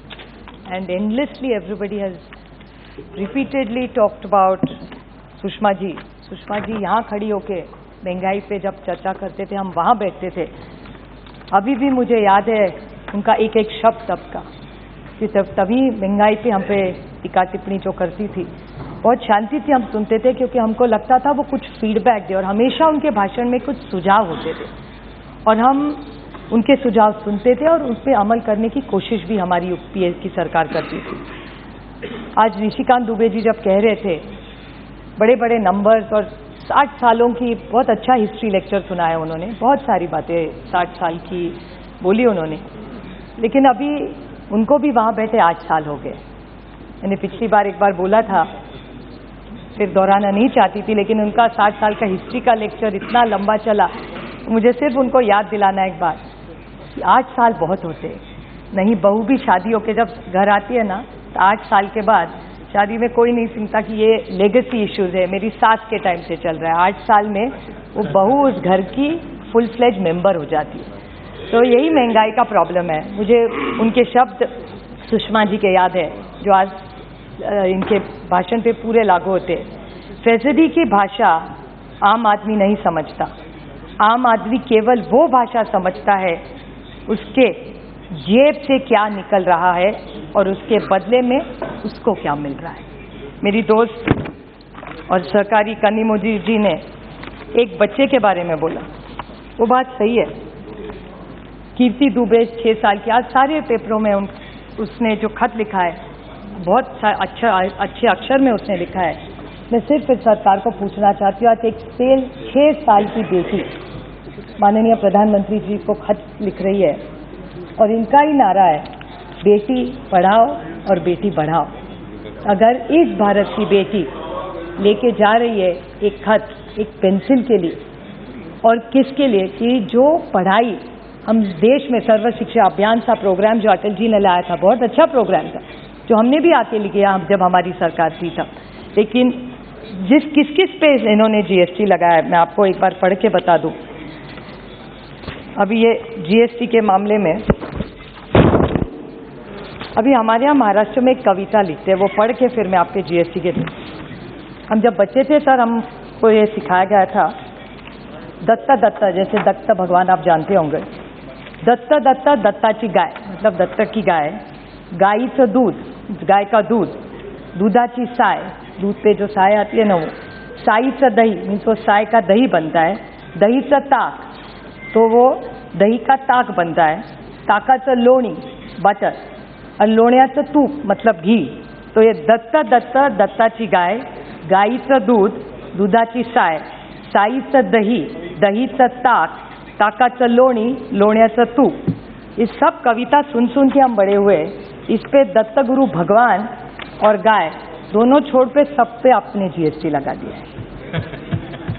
सही है? भगवान पे अभी तक नहीं लगाया है। तो आप सोचिए, paneer, curd, lassi, jaggery, sugar, natural, puffed rice, मुरमुरा हमारे सारे कलकत्ते के दोस्त कब से बोल रहे हैं उसके बारे में, मूरी के बारे में, rice, wheat, tender coconut, rice flour, और निशिकांत जी गेहूं के बारे में बहुत अच्छा बोल रहे थे, मुझे अच्छा लगा उनका सुन के।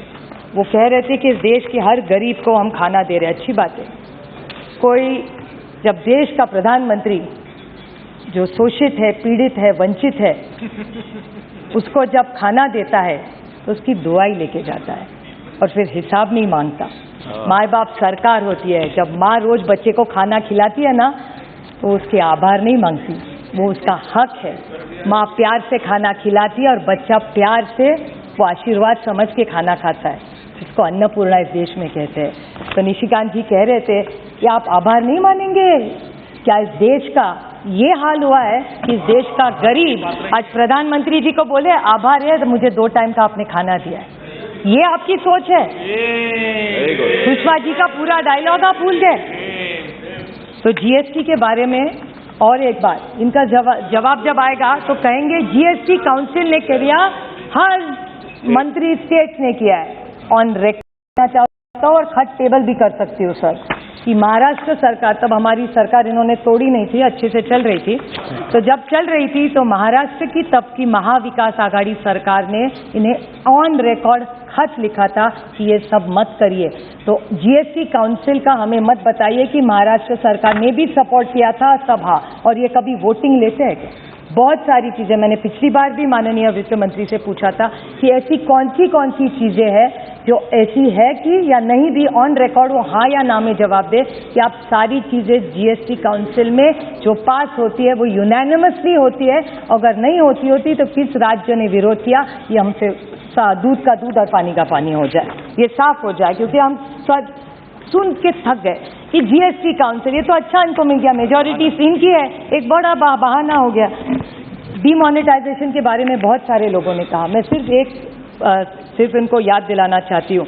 निशिकांत जी ने कहा कि 60 साल में ये पॉलिसी गलत हुई, ठीक है, बहुत सारी हमारे से गलतियां भी यही तो इसीलिए यहाँ है, नहीं तो वहाँ बैठे रहते, शायद हुई भी होगी गलती हमारे से।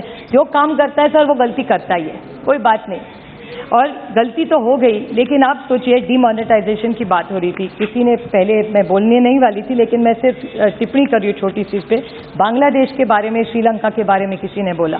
तो Bangladesh today is an export, remittance and agriculture driven economy and we were doing well together. क्या हुआ?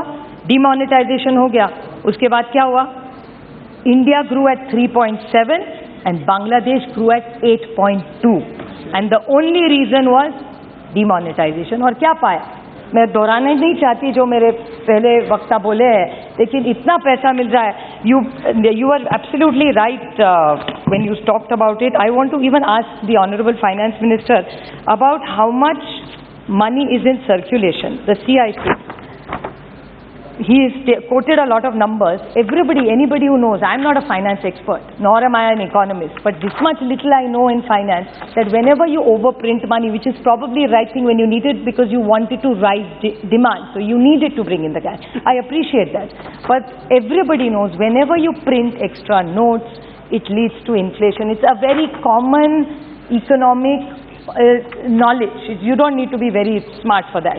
So in that case, when you are looking at reducing monies, why did you print so many notes? And what is the exact amount of in circulation? Because here at one level, you keep telling people to go to banks. I want to just bring this to your knowledge very quickly, that you are encouraging people to go into the banks, which is welcome. We've all worked very hard to make sure everybody in our constituency all goes to the bank.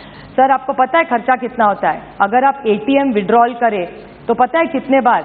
Many banks allow up to 5 free transactions. So every time you, after the 5th time in some banks, आप पैसा निकालने जाओगे तो आपको पैसा देना पड़ेगा, खुद के पैसे निकालने के लिए। व्हाइट का पैसा जो इन पे विश्वास रख के आप बैंक में रख रहे हैं, वो खुद का पैसा निकालने के लिए हमको पैसा देना पड़ रहा है। Debit card annual fee, now what is that debit card annual fee? 99 to 75, और बेचारे का घूम गया कहीं हो सकता है, उसको 200 रुपया उससे और देना पड़ेगा अगर नया कार्ड बनाओ। बैंक बैंक स्टेटमेंट जो हक का अपना है, आपको प्रिंट चाहिए तो 50 या 100 रुपया, money transfer to RGTS, money transfer to NEFT, service charges of basic bank, cash withdrawal from bank, checkbook charges, that the rate we are going only like that guy ka datta cha problem, bank mein bhi wahi problem hai. Only going and getting out of the bank is free. Rest you have to pay for everything you have to Yes, pay. So I really want to ask this government, what is their thinking? Nishikant ji talked extensively about LPG. I just want to ask him one small question. I won't repeat all the points my earlier colleagues have said. But he said that the price was the same. But he forgot to mention that the government was paying the subsidy that time. The UPA government never let the cylinder go about 300 and 400. So where is this magic number of 1,000 that he's creating from? Yes. Only he knows, maybe we'll get a reply for it. Somebody talked about the falling rupee. I still remember Sushma ji, and it had pained me, so I'd like to quote her here. जैसे जैसे currency गिरती है वैसे वैसे देश की प्रतिष्ठा भी गिरती है. So last just two small questions I want to ask her. I just want to ask her two very small questions. He talked about this cess question. I've never got a reply from this government. This government charges cess for primary education, secondary education, health, GST compensation, additional excess. So much cess gets collected. There are 12 ways you collect cess. Why don't you give this to the poor consumer? I think we need to, they deserve to do it. They talked about two very small points I want to just ask about this U-turn of this government. The government talked about wheat. Just literally last 2-3 points. That's all. In short. 2 points. I'll club it together, sir. This government made a policy. He talked about wheat.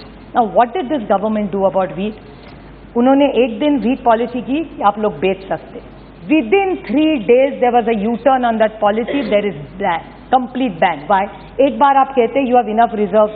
So when 2 rupees extra is going into the farmer's kitty, then why have you stopped? One side, is there? I want to ask this government, will you give me a white paper on doubling of income? The other day, a mantri from here is saying, "Arey, dugna ho gaya, dugna ho gaya." Yes, you tell us how it is dugna ho gaya. And last one point only, sir, this solar energy now they are saying GST. Now they keep saying that they have a complete kitty of coal, hydrogen, everything together, and it's going to be a green government. By 2030, they want to get rid of petrol, they want to get 20, it's only 8 years, sir. That's the commitment this government is doing. And when this solar energy, they're taxing everything at 18%. So, I mean, if the poor Prime Minister, who has a great vision, is confused by his own ministers, the policy that one Mantralaya is doing and the other Mantralaya is doing, they're misleading the Prime Minister of this country. Because in his speech, he keeps telling us that he's going to make sure that it's a green country, it's a safe country, it's going to be an affordable country to live in, while each department comes with a different story. Please. So I'm really concerned as what he says and what happens in reality are two different. But मैं इतना ही सिर्फ कहना चाहती हूँ कि एक महिला वित्त मंत्री है आज, वो पीड़ा जानती है. इन्होंने सिर्फ प्याज का बोला, क्योंकि प्याज इज द मोस्ट, इन्होंने ऐसा ही बहुत चतुर है, इसलिए सिर्फ प्याज के दाम के बारे में बोला, क्योंकि उसमें सबसे ज्यादा फ्लक्चुएशन है. आप पेट आंकड़ों से नहीं भरता सर, पेट के लिए और गरीब आदमी को धान लगता है. मुझे सिर्फ विनती है वित्त मंत्री जी, आप एक महिला है, आप घर चलाती हैं, आपके एक बीजेपी के प्रेसिडेंट ने मुझे बोला था घर जाइए, अब मुझे बोला था, आपको नहीं, कि आप आई थैंक आप भी एक महिला है, मैं भी एक महिला हूँ, हम दोनों प्रोफेशनल भी है. Nothing is going on. Supriya ji, nothing is going on record, please. Yes, ma'am.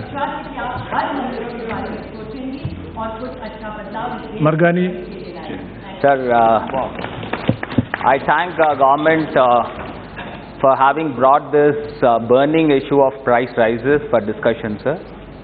Sir, if it would have done earlier, the House wouldn't have stalled this many days, and we would have had very good discussions in the House. Sir, one more thing, sir. I would like to add a value-added points here, sir. Sir, as we are people's representatives, we are very much familiar with the perils faced by the common man, sir.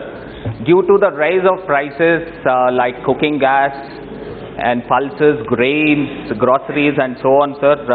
Of course, we understand despite of pandemic and the war between Ukraine and Russia has affected and impacted the whole world, sir. But but it shall be our priority to reduce the impact of the inflation in the shortest time possible, sir. Sir, we all know that the common man every day necessities like cooking gas, and as I said earlier, it has shot up the prices in this March 2022, shaking the monthly budget of the common man, sir. Sir, for instance, I would like to quote here, sir, the cooking gas has shot up the price by 25%, sir. Sir, how come the common man can survive on this? Sir, I would like to read out the analysis of the Department of Economic and Policy Research in RBI, sir. Sir, the output losses of first pandemic year is around about 19.1 lakh crores. And then the second pandemic year, it was around about 17.1 lakh crores. And the 22-23 losses projected is around about 16.4 lakh crores. And if you look at the GDP, sir, the GDP growth, it came down from 8.9%, and it is projected to come down to 7%, sir. Sir, how come it may, I think government need to focus more, and as per the analysis given, sir, the losses of the COVID and the GDP, to overcome this, sir, it will take up till 2034 to 35. So what is the government taking the measures to curtail the price rises, sir? Sir, the government should more focus on the alternate source of fuel, sir. Sir, I would like to highlight some of the issues, some of the imports here, sir. Sir, as per the statistics given, sir, the imports of the crude oil, is around about $170 billion, sir, which is 30% of our total imports, sir. And especially the precious metals like gold and the precious gems, it is around about $88 billion, sir. It is around about 15% of our imports. So in a way, sir, the totally it indicates around about $570 billion, sir. And the Indian rupee is dropped by 13.5% against the US dollar recently, sir. So how can we overcome all this? So I would like to give some of the fine suggestions here, sir. Sir, the government should more focus on alternative source of fuel. Sir, I'll give you an example here of hydroelectric power stations, sir, like Three Gorges Dam in China. It produces around about 22,500 megawatts of power, and it says around about 110 billion units per day, sir. So how much power it is been producing for the consumption of the total China, sir? So likewise, the Atal Bihari ji, the Honorable former Prime Minister, has conceived and dreamt of interlinking projects, and in that we can create a big dams so that we can generate more power. In fact, our country, the Honorable Prime Minister is also planning for the alternate source of powers, as Supriya Sule ji has rightly mentioned here. By 2030, we are going to curtail the petrol and diesel. So how come it is been possible in a span of 8 years? The government should more focus on that, sir. Sir, and one more thing I would like to add here, sir. Sir, as our country is an agrarian country, since the independence of 75 years of independence, our country is more into the agriculture products. Sir, even still today, we are the major importers of the palm oil, the edible oils. And the duty of the import is much higher. Because of this, the war crisis, the edible oil has skyrocketed. So the government needs to promote the local edible oils like coconut and mustard, and also to reduce the import duties for this edible oil, sir. And also, sir, our farmers are really, and even though the government has given a lot of incentives for the fertilizers, sir, and subsidy is offered by the government, sir, but even still the fertilizers prices have creeped up and have skyrocketed, sir. Sir, we need to ensure sir, we have more time, sir, at least 3 more minutes. Sir, we need to ensure the farmers. The total time allotted is only just 2 hours. Total time allotted for the discussion. Sir, here the number is 22, sir. Please at least 5 minutes has to be allotted. No, you continue, but don't please claim any time. Okay. Sorry. There's a fair suggestion. As per the speaker's direction, it is 2 hours, and each party's time is well enunciated here. That's why. Yes, you continue, sir. But please. Sir, yeah, I'll confine, sir. Sir, we need to ensure the farmers. Sir, we need to ensure the farmers with the preventive measures to earn more profit, sir. Sir, I also suggest here, sir, that MSP should also be revised to keep the pace with the inflation, sir. Sir, the government should more focus and encourage the farmers with alternative crops, sir. So we've been importing cotton, we've been importing the finished goods of cotton, even edible oils. So instead of that, we need to encourage our farmers to produce more what we are importing from the other countries, sir. Sir, I'll give you some suggestions here, sir. The unpredictable monsoons have been one of the major factors for the inflation also, sir. Sir, here to keep it intact, diversify to alternative crops and encourage farmers with incentives, and the rainwater harvesting, reuse of organic waste, desalination of water, so on, sir. And the government should more focus on the free trade agreements for stabilizing the export and import, sir. India has seen the notable positives from FTA in the recent past, sir, as the data shows a significant increase in the exports to some countries, sir. So in that way, as I said earlier, so government should more focus on alternative fuels, and the government should make the common man live with the limited budgets what they have, sir. So in this, the long-term plan, the government should focus in a coming couple of years, should take preventive measures to control this. Thank you, sir. Thank you very much. Now, Sri Uday Pratap Singh ji. धन्यवाद सभापति महोदय।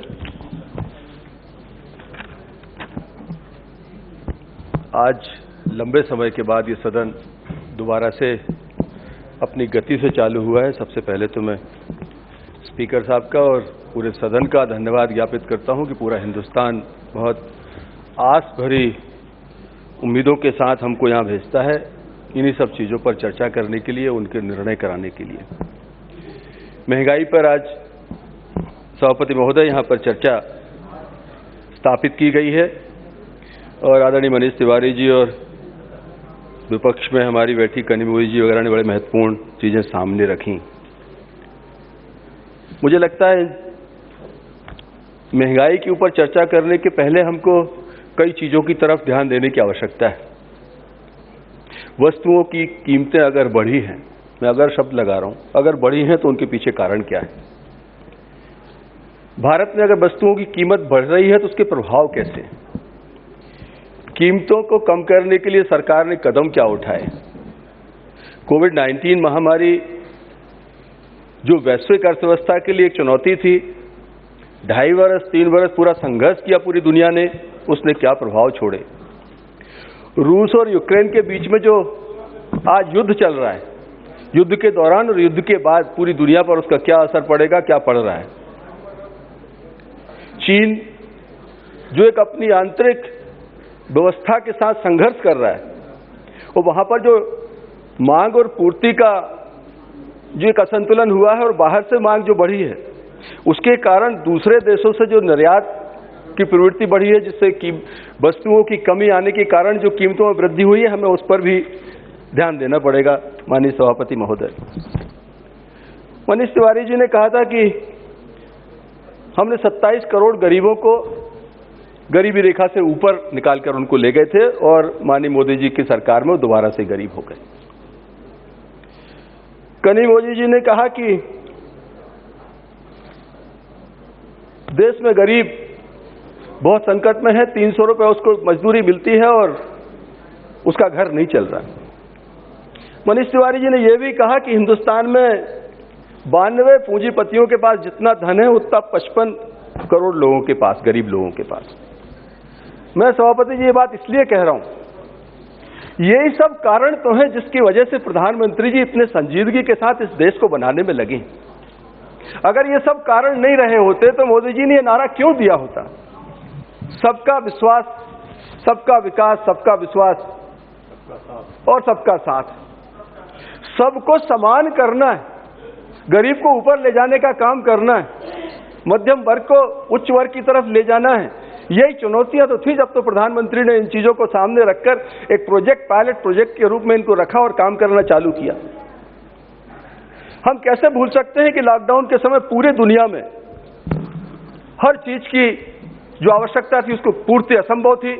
उन विपरीत परिस्थितियों में हमारे देश के प्रधानमंत्री माननीय नरेंद्र मोदी जी ने, हमारी सरकार ने आवश्यक वस्तुओं को घर घर भेजने का काम किया और हिंदुस्तान में किसी चीज की कमी नहीं आने दी। मैं आपके माध्यम से यह भी कहना चाहता हूं कि लॉकडाउन के बाद की चुनौतियों से पूरी दुनिया जूझ रही। आज कम से कम हम स्थिति में हैं कि सामान्य रूप से इस देश को हम चला पा रहे हैं, तो उसके लिए हम अपनी सरकार और प्रधानमंत्री जी का धन्यवाद ज्ञापित करना चाहते हैं। लगभग हर हमारे स्पीकर ने, सभापति महोदय, पेट्रोल और डीजल की कीमतों के बारे में कहा। मैं आपके माध्यम से सदन से आग्रह करना चाहता हूं, अगर पेट्रोल और डीजल की कीमत पैनिक नहीं होती तो हमारे प्रधानमंत्री जी इस देश में एक साथ 8 से 10 रुपए लीटर की छूट का ऐलान एक दिन में क्यों करते? उनको इस बात की चिंता थी कि पेट्रोल और डीजल का दाम कहीं ना कहीं हमारे मध्यम और निम्न मध्यम वर्ग को कहीं चुनौती के रूप में सामने आ रहा, तभी तो उन्होंने एक साथ इसको कम करने का काम किया था, हमारी शुल्क कम करने का काम किया था। मैं बहुत जिम्मेदारी से कह सकता हूं कि भाजपा शासित राज्यों ने भी उस समय 2 से 2.5 रुपए लीटर के हमारे दाम कम करने का काम किया था। किसने मना किया था कि पश्चिम बंगाल में दाम कम नहीं करना? किसने कहा था कि राजस्थान में ड्यूटी कम नहीं करना? आज भी मैं जिम्मेदारी से कह सकता हूं कि हिंदुस्तान में सबसे महंगा अगर पेट्रोल कहीं मिल रहा है तो जयपुर के अंदर मिल रहा है। उसमें सरकार किसकी है ये बताने की आवश्यकता नहीं। मैं माननीय सभापति महोदय आपके माध्यम से कहना चाहता हूं कि यूपीए के 10 सालों में हम 70 साल का हिसाब नहीं मांग रहे, हम 10 वर्षों में यूपीए के अगर पेट्रोल डीजल की कीमतें बढ़ी हैं तो उनकी बढ़ने की दर थी 116%। उसकी तरफ शायद अतीत में ये अध्ययन नहीं करना चाहते या उसको जानबूझकर सदन के सामने नहीं रखना चाहते। और हमारी एनडीए सरकार में अभी 7 साढ़े 7 वर्ष में अगर पेट्रोलियम प्रोडक्ट की जो दर है उसकी बढ़ने की गति जो है वो 16 से 17% है केवल। 116% और 16 से 17%। ये मेरे आंकड़े नहीं, मैं अर्थशास्त्र का व्यक्ति नहीं हूं, इकोनॉमिस्ट नहीं हूं, लेकिन अपने अध्ययन आंशिक ज्ञान के आधार पर यह कह सकता हूं कि ये बातें पब्लिक डोमेन में है, सब लोगों के सामने। सभापति महोदय, मैं आपके माध्यम से आग्रह करना चाहता हूं, अगर पेट्रोल और डीजल की इतनी चिंता है और जैसा अभी हमारे विपक्षी दल के कई सदस्यों ने कहा कि जीएसटी काउंसिल की आड़ में वित्त मंत्री जी चीजों को छिपाने का काम करती हैं, तो एक बार अच्छे मन से जाएं जीएसटी काउंसिल में और वह प्रस्ताव रखें कि इस देश में पेट्रोलियम प्रोडक्ट जो है वो जीएसटी के दायरे में लाना है। और भारत सरकार जो जिस तरह जीएसटी का वितरण राज्यों को राज्यवार करती है उस तरह से जीएसटी से प्राप्त पैसे को, पेट्रोलियम प्रोडक्ट के पैसे को पूरे देश में समान दर से वितरित किया जाएगा। ये तय क्यों नहीं कर लेते कि पूरे पेट्रोलियम प्रोडक्ट को जीएसटी में शामिल करें? जो राज्यवार कालाबाजारी होती है, एक राज्य में कीमत ज्यादा है दूसरे में कम है, उस कालाबाजारी से भी मुक्ति मिलेगी। और जो आरोप प्रत्यारोप लगते हैं महंगाई के, पेट्रोलियम प्रोडक्ट के, उससे भी मुक्ति मिलेगी। देश में आधे में अगर हम हैं राज्यों में सरकार, तो आधे में विपक्षियों की सरकारें भी हैं। ये कठिन निर्णय है, क्यों नहीं करते अगर विपक्षी दलों की इतनी चिंता है देशवासियों की? तो माननीय सभापति महोदय, मुद्रास्फीति की बात हमारे कई साथियों ने करी। मैं आपके माध्यम से कहना चाहता हूं कि मुद्रास्फीति अगर हम बहुत पुराने समय के आंकड़े निकालते हैं और आज माननीय मोदी जी की सरकार तक अगर हम उनका अध्ययन करते हैं तो 1973 में स्वर्गीय प्रधानमंत्री श्रीमती गांधी के समय अगर 16.9 मुद्रास्फीति की दर थी, 74 में 28.6 थी और 91 में आकर 14% थी। और फिर जब माने हमारे मनमोहन सिंह जी की सरकार जिस समय जाने वाली थी, उस समय मुद्रास्फीति की दर 11.6 थी, जो बाद में प्रधानमंत्री जी ने जब देश की कमान संभाली 2013-14 में, तो घटकर 6.67 आ गई और 2018-19 में तो 3.9 थी। कोविड के समय पूरी दुनिया जब संघर्ष कर रही थी, ये दर हमारी बढ़ी है, 6.8 हुई है। और आरबीआई का मानना है आज की तारीख में कि अगर ये 5.5 के आसपास रहती है तो एक आइडियल दर इसको हम मानते हैं, जिस पर हमारी सरकार कर रही है। लगभग उसी के आसपास ये सरकार इस दर को नियंत्रित करने का काम कर रही। मैं जो आंशिक महंगाई है उसको जस्टिफाई नहीं करता। मैं ये नहीं कह रहा कि मांग और आपूर्ति के सिद्धांत में जब अव्यवस्था होती है तो कहीं ना कहीं इन चीजों का सामना देश को करना पड़ता है, समाज को करना पड़ता है। लेकिन सरकार उसके क्या कर रही है, सरकार उसकी किन चीजों में चिंता कर रही है, हमें इस बात को भी ध्यान में रखना पड़ेगा।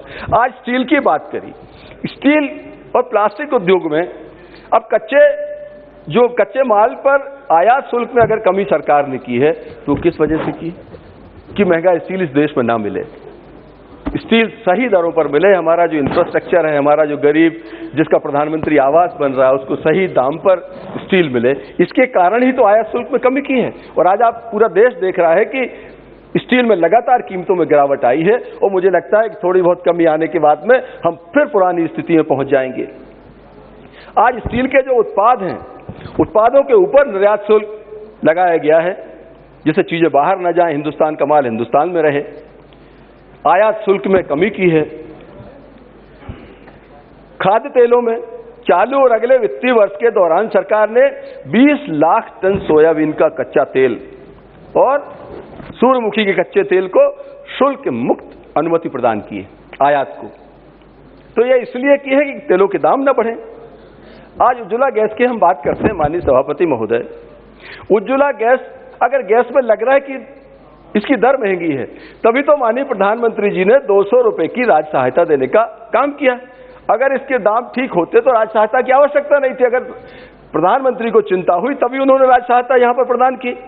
और जब यूपीए 2 में हम लोग यहां बैठते थे, अधीर रंजन जी आपको याद होगा कि उस समय इस बात के लिए संघर्ष होता था कि एक साल में सरकार ने घोषणा की कि हम 6 से 8 सिलेंडर देंगे और जिद्दोजहद सदन में चलती थी कि 6 से 8 नहीं, आप 12 सिलेंडर दीजिए। आखिर अचानक क्या हुआ कि यूपीए 2 में सिलेंडर की संख्या की बात करते थे और आज माननीय प्रधानमंत्री नरेंद्र मोदी जी के नेतृत्व में इस देश में इस बैरियर को खत्म किया है और पूरे हिंदुस्तान में जब जिसको जितना सिलेंडर लगे वो उपयोग कर सकता है। और इसके साथ 9 करोड़ उन गरीब महिलाओं के घर के चूल्हे में फ्री में गैस का सिलेंडर कनेक्शन भेजने का काम हमारी सरकार ने किया है। एक तरफ सिलेंडरों की संख्या हम बताते थे और आज असीमित 9 करोड़ महिलाओं को। और सबसे महत्वपूर्ण सभापति महोदय, अभी जो सेल्फ डिक्लेरेशन के लिए प्रधानमंत्री जी ने कहा है, जो महिलाएं छूट गई, जिनके पास आधार कार्ड नहीं है, जिनके पास बीपीएल कार्ड नहीं है, जो लेकिन गरीब परिस्थिति की है, उनको लगता है इन पेपर्स के कारण उनको गैस का सिलेंडर चूल्हा कनेक्शन नहीं मिल पा रहा सरकार की तरफ से। प्रधानमंत्री जी ने ऐसी 1 करोड़ महिलाओं के लिए कि वो सेल्फ डिक्लेरेशन के साथ वो कहें कि मैं गरीब परिस्थिति की हूं, मुझे इसकी आवश्यकता है सहायता की, 1 करोड़ महिलाओं के लिए अलग से ये प्रावधान किया है। मैं धन्यवाद देना चाहता हूं पेट्रोलियम मंत्री और प्रधानमंत्री जी का। सभापति महोदय, सरकार चीनी की महंगाई की बात कर रहे हैं। चीनी के निर्यात के संबंध में सरकार ने स्पष्ट कहा है कि 100 लाख टन की सीमा निर्धारित की है। यह सुनिश्चित किया जा सके कि अक्टूबर में जब चीनी का सीजन शुरू होगा तो 3 महीने की खपत को कवर करने के लिए सरकार के पास भंडारण रहे। 100 लाख टन की कैपिंग हमारी सरकार ने की है। ये केवल इसलिए कि इन कीमतों को नियंत्रित हम कर सकें। खाद्य सुरक्षा सुनिश्चित करने और कीमतों को कम करने के लिए गेहूं के निर्यात पर हमने प्रतिबंध लगाया है। चालू वित्तीय वर्ष में 1 लाख करोड़ रुपए के बजटीय प्रावधान के अतिरिक्त सरकार किसानों को उर्वरक पर 1,10,000 करोड़ की अतिरिक्त राज्य सहायता देने के लिए सरकार ने तैयारी की है। अगर सरकार चिंतित नहीं होती, देश की 65 से 70% आबादी किसानों की है।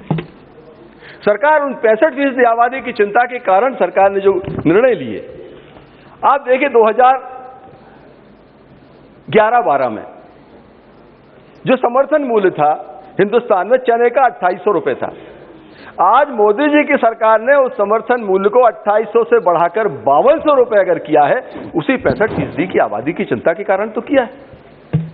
आज मसूर का 2011-12 में 2700 रुपए समर्थन मूल्य था। तो समर्थन मूल्य की बात करते हैं, 70 सालों में समर्थन मूल्य 2700 रुपए मसूर का पहुंचा था और हमारे प्रधानमंत्री जी ने केवल 2021-22 में उसको 5300 रुपए 5300 रुपीज पर लाकर खड़ा किया है। लगभग दुगने के बराबर समर्थन मूल्य को भेजा है। अरहर 3000 रुपए समर्थन मूल्य था 2011-12 में, आज 7000 रुपए के आसपास है। लोग गरीब की थाली से दाल गायब होने की बात करते हैं, वो 65% आबादी इस देश की जो मूंग का उत्पादन करती है किसान की, उसके समर्थन मूल्य को 3000 रुपए से 7300 रुपए 7300 अगर किसी ने किया है तो हमारी एनडीए की माननीय प्रधानमंत्री नरेंद्र मोदी जी की सरकार ने किया है। ये बात मैं इसलिए कह रहा हूं कि किसान का जो अनाज महंगा होता है, ये कई बार मीडिया के मित्रों से भी मैं आग्रह करना चाहता हूं सदन के माध्यम से, जैसे ही अनाज महंगा होता है इस देश में एक साथ आवाज आती है कि कोई कहता है गरीब के घर से आटा गायब, कोई कहता है किसान अपना गरीब की थाली से आपकी दाल गायब। मैं आग्रह करना चाहता हूं, जब 65% आबादी उत्पादक है इस देश की, किसान, छोटा किसान, मैं 2 मिनट में खत्म करूंगा, अब यहाँ ओनली सेकंड स्पीकर सर, मैं आपसे आग्रह करना चाहता हूं, देश की 65% आबादी जब खेती पर निर्भर करती है, 65% आबादी किसानी पर निर्भर है, तो उसका अनाज अगर महंगा होता है तो उसमें हमारे पेट में दर्द होने की क्या जरूरत है?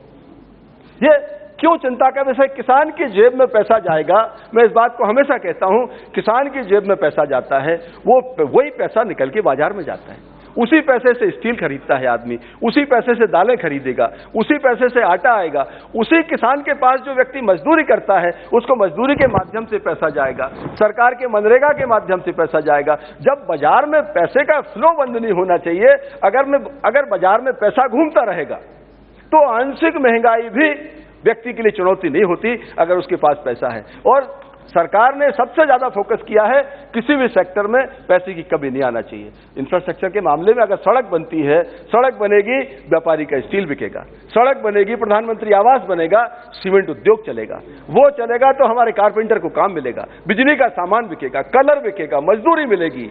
मतलब कितनी चीजें हैं जो इस रुपए के पीछे चलती हैं। तो सबसे महत्वपूर्ण काम अगर हमारी सरकार ने किया है तो आम आदमी की, किसान की, जरूरतमंद की, गरीब के पास पैसे की कमी ना हो, बाजार में पैसा चलता रहे, इस चुनौती को सरकार ने अगर सहजता से पार किया है तो मैं उसके लिए भारत की सरकार को धन्यवाद देना चाहता हूं। माननीय सभापति महोदय, सबसे बड़ी चुनौती थी 2013-14 के बाद इस देश को भ्रष्टाचार मुक्त व्यवस्था देने की। इस चुनौती को अगर सफलतापूर्वक किसी ने पूरा किया है, हमारे देश के जननायक माननीय प्रधानमंत्री नरेंद्र मोदी जी ने किया है। हिंदुस्तान में भ्रष्टाचार मुक्त सरकार दी है। आज हमारी चाहे केंद्र की सरकार हो, चाहे राज्यों की सरकारें हो, भ्रष्टाचार का कोई आरोप नहीं लगा सकता। जबकि दूसरी सरकारें चल रही हैं, आप देख रहे हैं, कहीं 50 करोड़ जब्त हो रहे हैं, कहीं 100 करोड़ जब्त हो रहे हैं, कहीं गाड़ी में 1 करोड़ रुपए गाड़ी के अंदर, हम गाड़ी में 5000 रुपए रख के ले जाने में सोचते हैं क्या करेंगे, कार्ड है उसका उपयोग कर लेंगे, लोग 50-50 लाख रुपए लेके गाड़ियों में ट्रेवल कर रहे हैं। ये चुनौती थी। हमारे प्रधानमंत्री जी ने गरीब को घर देने का काम किया है। माननीय सभापति महोदय, सबसे महत्वपूर्ण इस देश में उस गरीब के पास बड़ा आदमी अपना मकान, अपनी जमीन उसके अंदर मॉर्गेज करके बैंक से पैसा ले सकता था, संपत्ति अपना रख के कर्ज ले सकता था, लेकिन गरीब के पास इस तरह का कोई कागज नहीं होता था, अधिकार नहीं होता था। हमारे प्रधानमंत्री जी ने गरीब को जिस जगह पर वो रह रहा है उसको भू अधिकार देने का काम किया है और उस अधिकार पत्र को भी बैंक में वो रहन रख सकता है, बैंक में रख के पैसा उठा सकता है। इसको भी एक बड़े मदद के रूप में इस देश में हमारे प्रधानमंत्री ने गरीब के लिए की है। किसान को एमएसपी दी है, सम्मान निधि दी है और सबसे महत्वपूर्ण जो हमारा अति निम्न वर्ग है जिसके लिए लोग चिंता कर रहे हैं, आप केवल भाषण देते हैं विपक्ष के लोग, लेकिन माननीय प्रधानमंत्री जी ने, हमारी सरकार ने उन स्ट्रीट वेंडर्स के लिए भी, फुटपाथ पर काम करने की विपरीत परिस्थितियों में अगर महंगाई बढ़ी है, कोविड के कारण अगर देश में थोड़ा बहुत ये कुप्रबंधन हुआ है, तो उसको दूर करने के लिए हमारे स्ट्रीट वेंडर्स को भी सीधी मदद करने का अगर काम किसी ने किया है, हमारे देश की सरकार ने किया है। माननीय सभापति महोदय, आज आयुष्मान अगर लाए, देश में अगर गरीब की चिंता नहीं होती, गरीब के पास पैसे की कमी है, इसीलिए तो आयुष्मान लेकर आए। दुनिया का सबसे बड़ा हेल्थ प्रोग्राम, सबसे बड़ा मेडिकल हेल्थ प्रोग्राम अगर किसी ने दिया है, हमारे हिंदुस्तान के हमारे प्रधानमंत्री माननीय नरेंद्र मोदी जी ने किया है। और आज आयुष्मान से करोड़ों लोग इस देश के कवर हुए हैं। नौजवान की चिंता करते हैं माननीय सभापति महोदय, नौजवान की चिंता है, इसलिए तो स्टार्टअप चालू किया। एक स्टार्टअप जो नौकरी के लिए नौजवान भागता था, स्टार्टअप के माध्यम से सैकड़ों लोगों को रोजगार देने का काम कर रहा है। माननीय सभापति महोदय, मैं अपनी बात समाप्त करने के पहले कहना चाहता हूं, आज हमारी सरकार काम करी, भाजपा शासित राज्य जो है, मैं अपने राज्य मध्य प्रदेश की आपके सामने 1 मिनट के अंदर रखना चाहता हूं। हमारे राज्य में जो बेटी बचाओ बेटी पढ़ाओ की हमारे किसी साथी ने बात की थी, हमारे यहाँ बेटी के जन्म पर 1,20,000 रुपए की FD कराते हैं, बेटी की शिक्षा फ्री है, 10th के पास उसको गाड़ी देते हैं, 12th के बाद में उसको स्कूटी देते हैं, बिटिया अगर मेडिकल पढ़ने जाए, किसी भी क्षेत्र में पढ़ने जाए, उसको उसकी फीस जमा करने का काम सरकार करती है, उसके विवाह में 52,000 रुपए 51,000 रुपए खर्च करने का काम करती है, बिटिया प्रेग्नेंट होती है तब उसे देने का हम काम करते हैं, वो बच्चे को जन्मती है, उसके बाद बच्चे के जन्म के बाद माँ को लड्डू खाने को मिले, इस बात के लिए सरकार पैसा देती है। जन्म से मृत्यु तक मदद करने वाली हमारी सरकारें हैं। माननीय सभापति महोदय, आपके सामने मैं यह आग्रह कर रहा हूं। साथ ही अंत में कहूंगा कि हमारे प्रधानमंत्री जी ने लगातार गरीबों की, किसानों की मदद की है। मैं सदन के माध्यम से वित्त मंत्री जी को और हमारे प्रधानमंत्री जी को धन्यवाद भी देता हूं। हमारी सरकार का जो निम्न मध्यम वर्ग है, मध्यम वर्ग और निम्न मध्यम वर्ग, वो हमारी सरकार की प्राथमिकता में है। वो निम्न मध्यम वर्ग जिस दिन इस देश में आर्थिक रूप से एक व्यवस्थित चलने लगेगा, मुझे लगता है कि हमारी चुनौती खत्म हो जाएगी, क्योंकि निम्न मध्यम वर्ग सबसे ज्यादा इस समय उम्मीद रखता है सरकारों से। मैं भी इस सदन के बाद आपके माध्यम से माननीय वित्त मंत्री जी से आग्रह करूंगा कि भविष्य में हमारे इस निम्न मध्यम वर्ग के साथियों की तरफ से भी हम उनको भी और राहत देने का काम करेंगे, जिस तरह से गरीब और किसान की हमने मदद की है। अंत में ये कहते हुए, हमारे मोदी जी की जो सोच है, मोदी जी की जो देश के लिए चिंता है, मैं 2 लाइन में कहना चाहता हूं। अधीर रंजन जी, मोदी जी जो सोचते हैं देश के लिए, क्या सोचते हैं? तेरी खैरियत का ही जिक्र रहता है दुआओं में। मोदी जी की जो भावना है, तेरी खैरियत का ही जिक्र रहता है दुआओं में, मसला सिर्फ मोहब्बत का ही नहीं, मसला सिर्फ मोहब्बत का नहीं, तेरी फिक्र का भी है, देश की फिक्र का, तेरी फिक्र का भी है। धन्यवाद। Thank you, the Honorable Chairman. Sir, you being a member of Parliament, you maintain records very well so far the parliamentary proceeding is concerned. At least more than me. Everybody knows about that.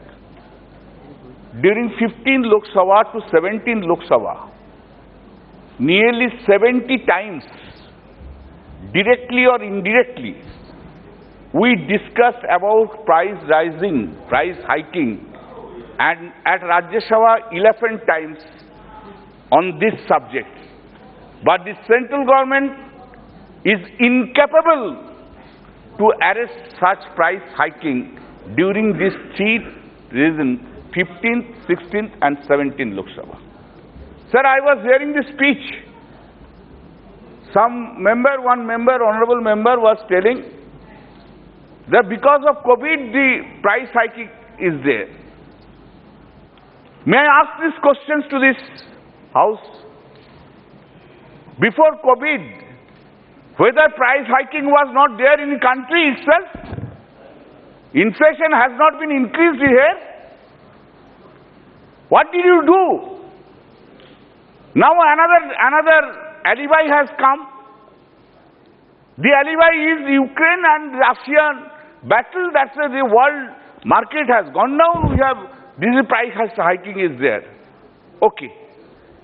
Before Ukraine and Russia's battle began, was there not price hiking?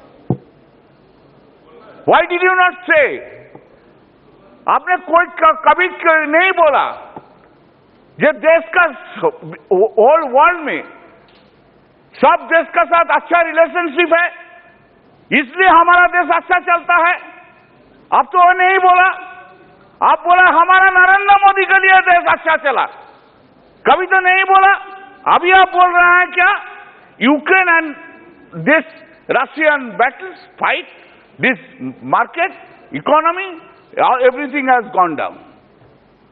कभी तो आप नहीं बोला वो सब, ना alibi लेके आ रहा है।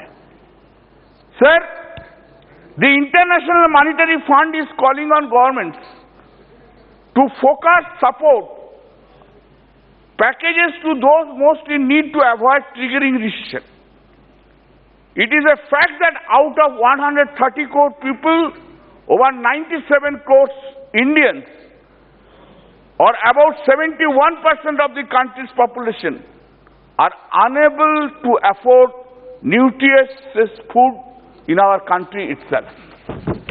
All limits of price rise have been crossed when government imposed GST of packaged food items like milk, dahi, lassi, chura, muri, paneer and other nutritional food items, which has seriously affected the intake of the consumer. India has become top world milk producer as minimum profit sector in the country. But this policy will soon help big players to enter into the sector, which will adversely affect small dairy farmers of the country. Milk consumers are price conscious, and milk with muri, chura, sattu and milk products are essential consumables. The government should roll back of the decision. Due to 12% of the GST on condensed milk, butter, ghee and cheese, the wholesale inflation for milk product rises at 20.33% in June 2022 against 6.96% in 2021. Rising food prices have become painful to us, where 42% of household incomes are spent on food in India. India's wholesale price inflation also runs at 30-year high. 30 years. 2021-2022 has become the year with the highest average yearly wholesale price increase in the past decade at 13%. All records have crossed. हमारा 70 बरस, उसका 70 बरस छोड़ दीजिए उसको. अभी देश का आदमी का क्या हो रहा है ये देखिए. Much of this increase is driven by fuel prices, which accounted for 25% of the jump in wholesale prices. Prices for manufactured products contributing 60% to the wholesale price index. Sir, I will give just few details, few items. Rate of inflation. That's a commodity item that we every day all we use. Inflation rate in June 2021. Primary articles was 8.59%. Inflation rate June 2022, it has increased to 19.22%. Cereals, it was minus 2.77% in June 2021. It has increased to 7.99% in the month of June 2022. Wheat, it was minus 1.77% in the month of June 2021. In the month of June 2022, it has increased to 10.34%. Vegetables, it was minus 0.78% in June 2021. COVID का time में कमती था. It has increased. Now, 56.7% of the vegetables. Potato, somebody was talking about tomato. First see potato, then you see tomato. Potato, minus 31.09% in the month of June 2021. It has increased to 39.38%. Fruits, in the month of June 2021, 6.96%. It has increased 20.33% in the June 2022. Fuel and power, most important now, 29.32% in the month of June 2021. Now it has increased to 40.38%. Cement, lime, plaster 2.13%. It has increased to 9.16%. As per NSO, the consumer food price inflation for rural area was 3.9% in March 2021. It went up to 8.04% in March 2022. Similarly, in this CPI inflation for rural India has gone up to 7.66% in 2022, from 4.61% in March 2022. Your years, 2 years. Just see. Within 1 year, where it has gone, how much it has been increased. Poor or rural households in general are actually not getting food within their expenditure basket due to high prices, which is a sign of deep distress, particularly among the poor population. Rural inflation was recorded at 7.09% in June, while urban inflation was at 6.92%. Sir, value of average annual food expenditure for household across India has risen from 24,650 in 2014 to 15 to rupees 28 to 8,070 in 2020-21. 2014-15 आपने आया, हम लोग कोई नहीं आया. That time it was 28,870. Now it has increased to 33,610. This is not due to rise in income, but due to price rises of food items during the period. Sir, a recent report has said that fastest economic growth rate has trickled down to an average Indian household. Indian economy is facing stagnation, which means the unemployment and inflation belong same time continuously high.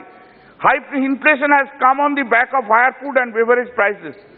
Data analysis shows food and beverage circulate contribute 43,000 to inflation year on year, 119% in a month to month. So the wholesale price index based on inflation rose to an 8-year high of 7.3% in March and is elevated to 7.8% higher on food.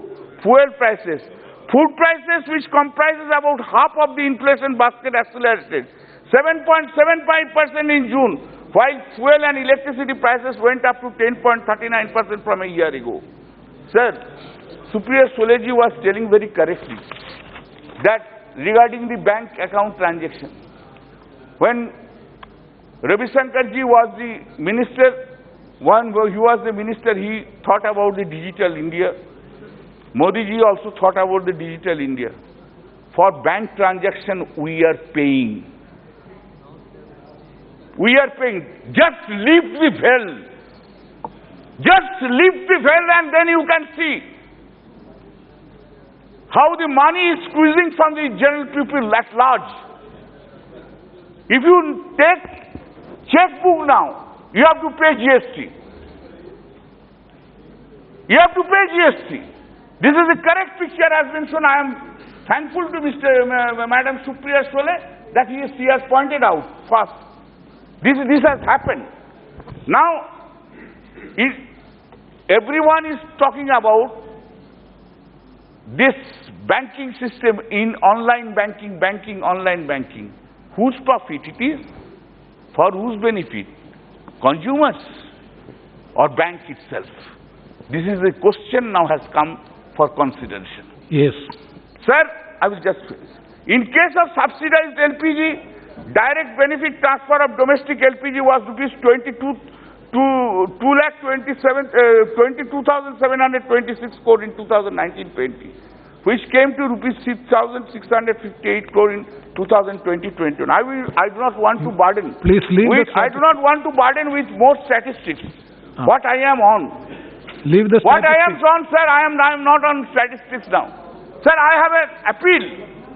I have an appeal to each everyone. This is discussions we are taking place. I have given you the statistics. More statistics will come next month. Another statistics will come. Some arguments will be there from there. Some points will be taken from there. We will also criticize. But ultimately, who are the sufferers in this country itself? Ultimately, who are suffering? These poor pupils are suffering. What you are doing? अरे सिर्फ रोने के लिए कुछ नहीं, काम नहीं होता है. आगे बढ़ रहा है देश, आगे कहाँ बढ़ रहा है? You are a member of parliament. You have seen. You have gone to the rural places. I go to the rural places. My 4 constituencies, extremely rural areas. You have given the gas cylinders. You have given the cook ovens. What are they doing? Subsidies are not there. Now they are not using. Not these poor women are not using gas cylinder, gas ovens, nothing. It has been kept in the almirah. Now they are using all this again coke and the wooden things for making their... Yes, Kalyanji, now conclude. Thank you, sir. No, I am lucky that whenever I speak, you are there. Thank you very much. Thank you. Yes, Madam Jyoti ji.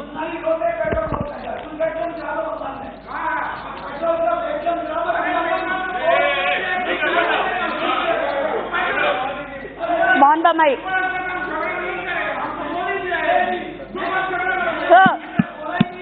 Sir, my time is running yes, out. Yes, please. மாண்புமிகு சபாநாயகர் அவர்களுக்கு வணக்கம். விலைவாசி உயர்வு தொடர்பான விவாதத்தில் பங்கேற்க என்னை அனுமதித்தமைக்கு நன்றி. நான் ஒரு சாதாரண கிராமத்தில் விவசாய குடும்பத்திலிருந்து வருகிறேன். எங்கள் குடும்பத்திற்கு 10 ஏக்கர் தரிசு நிலமும் ஒரு கிராமத்து வீடும் உள்ளது. மழை பெஞ்சா அங்க ஏதாவது விளையும். மழை பெய்யல அப்படின்னா அது ஒரு வானம் பார்த்த வறுமையான பூமி. ஆடுனா ஒரு 20 ஆடு மேய்க்கலாம். அந்த 20 ஆடு மேய்க்கிற வருமானம் தான் ஒரு விவசாய குடும்பத்திற்கு மிச்சமாகும். ஒரு விவசாய குடும்பத்திற்கு இந்த நிலைமைனா ஒரு விவசாய கூலி தொழிலாளர்கள் வெறும் 100 நாள் வேலையை நம்பி மட்டும்தான் இந்த ஆட்சியில் இருக்காங்க. அவர்களுடைய கஷ்ட காலத்தில் ஒரு தேவதையாக வந்து அவர்களை காப்பாற்றுவது 100 நாள் மகாத்மா காந்தி 100 நாள் வேலை வாய்ப்பு திட்டம். அதற்காக அன்னை சோனியா காந்தி அவர்களுக்கு இந்த தேசம் நன்றி சொல்கிறது. எங்கள் மக்களின் சார்பாக நான் இங்கே அதை பிரதிநிதித்துவப்படுத்துகிறேன். இதுதான் எங்க ஊரோடைய நிலைமை. எனது கரூர் நாடாளுமன்ற தொகுதியுடைய நிலைமை, எனது தமிழ்நாட்டின் நிலைமை, உங்கள் ஆட்சியில் இந்தியாவின் நிலைமை இதுதான். விவசாயத்திற்கும் சிறு குறு நடுத்தர தொழில்களுக்கும் உங்கள் ஆட்சியில் ஆதரவில்லை. வெறும் கார்பரேட்டுகளுக்கும் பெருமுதலாளிகளுக்கும் கைகட்டி உங்கள் அரசாங்கம் சேவை செய்கிறது. அண்டை நாடான இலங்கைக்கு சென்று மின்சார ஒப்பந்தத்தை இந்தியாவில் உள்ள உங்கள் நண்பரான கார்பரேட்டுகளுக்கே கொடுக்க வேண்டும் என்று பேரம் பேசுகிறது. இந்தியாவில் வேற எந்த பிரதமரும் இப்படி வெளிநாட்டிற்கு சென்று வெளிப்படையாக பேரம் பேசியதாக வரலாறு கிடையாது. இதனால் இலங்கை அரசியலில் ஒரு புயல் அடித்து ஓய்ந்திருக்கிறது. இதற்கெல்லாம் உங்களுக்கு துளி கூட வெட்கமில்லை. விமான நிலையங்கள், துறைமுகங்கள், மின்சார ஒப்பந்தங்கள், ஊடகங்கள் முதல் 5G அலைக்கற்றை வரை உங்கள் நண்பர்களுக்கு மட்டுமே கிடைக்கிறது. நீங்கள் ஆட்சிக்கு வந்த 8 ஆண்டுகளில் உங்கள் நண்பர்களில் ஒருவரான அதானி இந்தியாவில் மட்டுமல்ல, ஆசியாவில் மட்டுமல்ல, உலகிலேயே 4வது பெரிய பணக்காரராகிவிட்டார். இப்படியான அற்புதங்கள் நடக்கும் உங்கள் நல்லாட்சியை நாங்கள் காங்கிரஸ் உள்ளிட்ட எதிர்க்கட்சிகள் வரிசையில் நின்று வாழ்த்து பாடாமல் எதிர்த்து நின்று சாதாரண மக்களுக்காக, விலைவாசி உயர்வுக்காக, கொடுங்கோன்மையான GST வரிக்காக போராட்டம் நடத்துகிறோம். பெட்ரோல் டீசல் விலை உயர்வு, சமையல் எரிவாயு விலை உயர்வுக்காக போராடுகிறோம் என்று பொங்கி எழுகிறீர்கள். உங்கள் கோபம் நாடாளுமன்றத்திற்குள்ளே போராடி கொண்டிருக்கும் எங்களை நாடாளுமன்றத்திற்கு வெளியே அனுப்பி வேடிக்கை பார்க்கிறது. சில புள்ளி விவரங்களை உங்கள் பார்வைக்கு சமர்ப்பிக்கிறேன். காங்கிரஸ் ஆட்சியில் அரிசி ரூபாய் 26, பாஜக ஆட்சியில் 36 ரூபாய், கோதுமை 20 ரூபாய், இங்கே 30 ரூபாய், துவரம்பருப்பு காங்கிரஸ் ஆட்சியில் 69 ரூபாய், பாஜக ஆட்சியில் 101 ரூபாய், உளுந்தம்பருப்பு 65 ரூபாய், 103 ரூபாய், கடலை எண்ணெய் 122 ரூபாய், மோடி ஆட்சியில் 184 ரூபாய், கடுகு எண்ணெய் 95 ரூபாய், மோடி ஆட்சியில் 183 ரூபாய், வனஸ்பதி 73 ரூபாய், உங்கள் அற்புதங்கள் நிகழ்த்தும் ஆட்சியில் 160 ரூபாய், சூரியகாந்தி எண்ணெய் 96 ரூபாய், உங்கள் ஆட்சியில் 188 ரூபாய், பாமாயில் ஏழை எளிய மக்கள் அதிகம் பயன்படுத்தும் ஒரு சமையல் எண்ணெய் காங்கிரஸ் ஆட்சியில் 74 ரூபாய், உங்கள் ஆட்சியில் 156 ரூபாய். இந்த விலை உயர்வில் உங்கள் பெரிய மனது திருப்தி அடையவில்லை. அரிசி, பருப்பு, சமையல் எண்ணெய், பால், தயிர், மருத்துவமனையில் அறைகள், அவசர சிகிச்சை பிரிவு, ஏன் மின்மயானம் வரை 5% கொடுமையான GST வரியை நீங்கள் விதித்திருக்கிறீர்கள். பால் குழந்தைக்கு கொடுக்கும் ஒரு பொருள். ஒரு ஏழை தாய் 100 நாள் வேலையை மட்டுமே நம்பி இருக்கின்ற ஒரு ஏழை தாய் பாலுக்கு கூட 5% GST வரி போட்டா அவங்க எப்படி குழந்தைக்கு பால் வாங்கி ஊத்துவான்னு கொஞ்சமாவது யோசிச்சிருக்கீங்களா? ஒரு நிதி அமைச்சர், அதுவும் அவர்கள் ஒரு பெண் என்பதற்காக அவர்கள் தான் பொறுப்பேற்க வேண்டும் என்று சொல்லவில்லை. ஆனால் ஆண்களை விட கூடுதலாக சென்சிட்டிவிட்டி இருக்க வேண்டிய ஒரு நிதி அமைச்சர் பாலுக்கு போய் வரி போடலாமா? அரிசிக்கு போய் வரி போடலாமா? பருப்புக்கு போய் வரி போடலாமா? சாதாரண மக்கள் இங்க எப்படி வாழ முடியும்? கல்விக்கு, பென்சிலுக்கு, ஒரு ஏழை எளிய குடும்பத்திற்கு ஒரு கல்விதான் எதிர்காலம். கல்விதான் அவர்கள் வரலாற்றை மாற்றி எழுகிறது. கல்விதான் அவர்களை சமூக ஒடுக்குமுறையிலிருந்து காப்பாற்றுகிறது. அப்படி கட்ட கல்வி கூட கற்க முடியாமல் பென்சிலுக்கு கூட வரி போடுகிறீர்களே, உங்களுக்கு எல்லாம் மனச்சாட்சியே கிடையாதா? ஏழை எளிய மக்கள் அனைவருமே அரசாங்க மருத்துவமனையிலேயே வைத்தியம் செய்து விட முடியுமா? மருத்துவம் பார்த்து விட முடியுமா?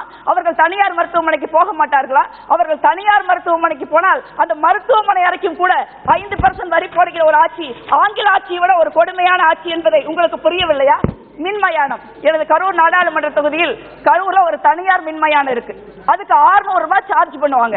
அந்த 600 ரூபாயை கூட கொடுக்க முடியாமல் இறந்த மனிதர்களின் உடலை வைத்துக் கொண்டு அழுதவர்களை பார்த்து கலங்கிப்பாய் நின்று என்னால் முடிந்த உதவி செய்திருக்கிறேன். ஆனால் அப்படிப்பட்ட காட்சிகள் எல்லாம் உங்கள் கண்களுக்கு தெரியாது. ஏனென்றால் இது கார்பரேட்டுகளுக்கு கைகட்டி சேவம் செய்கிற ஒரு ஆட்சி. இந்தியாவில் பிறந்தது முதல் இறந்தது வரை வரி போடுகிற ஒரு அரசாங்கம் இருக்கிறது என்றால் அது நரேந்திர மோடியின் அரசாங்கமாகத்தான் இருக்கும். இந்த பிறந்தாலும் சரி இறந்தாலும் சரி, இறந்த பிறகும் கூட ஒரு மனிதர் ஒருவருடைய வாழ்வு நிம்மதியாக இருக்கக்கூடாது என்று நினைக்கிற ஒரு கொடுங்கோன்மை உங்களுடையது என்று குற்றம் சாட்டுகிறேன். கேஸ் சிலிண்டர் விலை காங்கிரஸ் ஆட்சியில 410 ரூபாய், உங்களோட அச்சேதன் ஆட்சியில 1100 ரூபாய். 2 கோடி பேர் நாங்க எல்லாரும் சிலிண்டர் கொடுத்தோம்னு சொல்றீங்க. சிலிண்டர் காங்கிரஸ் ஆட்சியில், மன்மோகன் சிங் ஆட்சியில் இலவச சிலிண்டர் துவங்கி வைக்கப்பட்டது. இன்னைக்கு நீங்க சிலிண்டர் கொடுத்தோம்னு சொல்றவங்கல்ல 2 கோடி பேர் ஒரு வருஷமா ஒரு சிலிண்டர் கூட புக் பண்ணல. அவங்க முன்ன மாதிரி விறகுக்கே போறாங்க. அப்ப பெண்களுடைய கண் பார்வை பாதிக்கப்படுகிறது, அவர்களுடைய உடல்நலம் பாதிக்கப்படுகிறது. அது மட்டும் உங்களுக்கு அக்கறை கிடையாது. ஆனா இதெல்லாம் நாங்க போராடணும். 1082 ரூபாய் சிலிண்டர் அப்படின்னு நாங்க பதாகை உயர்த்தினா அதை குற்றம் என்று நீங்கள் குற்றம் சாட்டுகிறீர்கள். அடுத்து பெட்ரோல் டீசல். காங்கிரஸ் ஆட்சியில 2014-15 72,160 கோடி ரூபாய் வரி, பெட்ரோலுக்கு 29,279 கோடி ரூபாய், டீசலுக்கு 42,881 கோடி ரூபாய். உங்கள் பகல் கொள்ளை ஆட்சியில் 3,92,000 கோடி ரூபாய் வரி, டீசலுக்கு 1,21,073 ரூபாய், பெட்ரோலுக்கு 2,70,270 கோடி ரூபாய். இது பகல் கொள்ளை இல்லாம வேற என்ன? கேட்டா என்ன சொல்லுவீங்க? காங்கிரஸ் ஆட்சியில எண்ணெய் பத்திரம் கொண்டாண்டாங்க, அந்த எண்ணெய் பத்திரத்தை நாங்க அடைக்கிறோம் ஒரு பச்சை போய் சொல்வீங்க. எண்ணெய் பத்திரங்கள் வாஜ்பாய் அவர்கள் ஆட்சியில கொண்டாடப்பட்டது. 9,000 crore அது கொண்டாந்தாங்க. அப்ப காங்கிரஸ் ஆட்சி முடிகிறப்ப 1,34,423 கோடி ரூபாய் தான் எண்ணெய் பத்திரங்கள் வாங்கப்பட்டிருந்தன. அதுல 2 பத்திரங்கள் மட்டும்தான் நரேந்திர மோடி அவர்கள் ஆட்சியில் முதிர்ச்சி அடைஞ்சிருக்கு. 2015 ஒவ்வொரு பத்திரமும் 1,750 கோடி, 3,000 கோடி. அப்ப 1,30,923 கோடி ரூபாய் தான் எண்ணெய் பத்திரங்கள் உங்க பட்ஜெட் டாக்குமெண்ட் சொல்லுது. அப்ப நீங்க 3,000 கோடி தான் கட்டியிருக்கீங்க. அதுக்கப்புறம் வட்டி மட்டும் தான் கட்டியிருக்கீங்க. அப்ப மீதமுள்ள 3,88,500 கோடி ரூபாய் எங்க போச்சு நான் கேட்க விரும்புறேன். எதற்கு சாதாரண மக்கள் மீது வரி போடுகிறீர்கள்? இதுவே மக்கள் இருந்து கொள்ளையடிச்ச காசு தான். அந்த கொள்ளையடிச்ச காசை மக்களுக்கு திருப்பி தராம அந்த பணம் எங்க போகுது? 2020 மட்டும் கார்பரேட்டுகளுக்கு, உங்கள் நண்பர்களுக்கு, பெருமுதலாளிகளுக்கு 1,45,000 கோடி ரூபாய் கார்பரேட் கடனா கொடுத்திருக்கீங்க. அந்த கடன் எல்லாம் கார்பரேட் வரி தள்ளுபடியா இருக்கு. அதெல்லாம் திரும்பி உங்களுக்கு எலக்ட்ரல் பாண்ட் தேர்தல் பத்திரங்களா வருது. அந்த பத்திரங்கள் பாஜகவுக்கு, எதிர்கட்சிகளின் ஆட்சிக்காவுக்கு பயன்படுது. சாதாரண மக்கள் அரிசிக்கு, பருப்புக்கு, பாலுக்கு போராடுறாங்க. ஆனா நீங்க எம்எல்ஏக்களுக்கு 100 கோடி, 200 கோடி, 300 கோடி விலை பேசுறீங்க. இதெல்லாம் சாதாரண மக்களை புரிஞ்சு வருகிற ஒரு ஆட்சி என்பதை நீங்கள் மறந்து விட வேண்டாம். இதெல்லாம் உங்களுக்கு வேலைவாய்ப்பின்மை உச்சத்துல இருக்கு. நீங்க ஜப்பான்ல 4.4% வேலைவாய்ப்பின்மை, ஜெர்மனில 6.9%, இஸ்ரேல்ல 8.8%, பாகிஸ்தான் 9.4%, நேபாள் 9.5%, அமெரிக்கா 9.6%, இலங்கை 26.1%, இந்தியா 28.3%. இதற்கெல்லாம் நீங்கள் வெட்கப்பட வேண்டும். இதையெல்லாம் எதிர்த்து நீங்க போராடினால் எதிர்கட்சிகளுக்கு, காங்கிரஸ் கட்சி தலைவர்கள் நீங்க அமலாக்கத்துறை அனுப்புவீர்கள். உங்கள் அமலாக்கத்துறைக்கெல்லாம் நாங்கள் அஞ்ச மாட்டோம். இவ்வளவு பெரிய ஒரு விஷயத்தை நீங்க பகல் கொள்ளையை நடத்திக்கிட்டு விலைவாசி உயர்வுக்கு போராடக்கூடாதுன்னு சொல்றீங்க. 27 கோடி மக்களை மன்மோகன் சிங் அரசு வறுமையில் இருந்து வெளியே எடுத்தது. நீங்க 23 கோடி மக்களை வறுமையில தள்ளி இருக்கீங்க. அதன் மேல விலைவாசி உயர்வு வேற. இந்த விலைவாசி உயர்வை கட்டுப்படுத்துங்கள், ஜிஎஸ்டி வரியை திரும்ப பெறுங்கள், இல்லை என்றால் ராஜினாமா செய்துவிட்டு வீட்டுக்கு போங்கள். நன்றி. Thank you. Sri Jaydev Gallaji.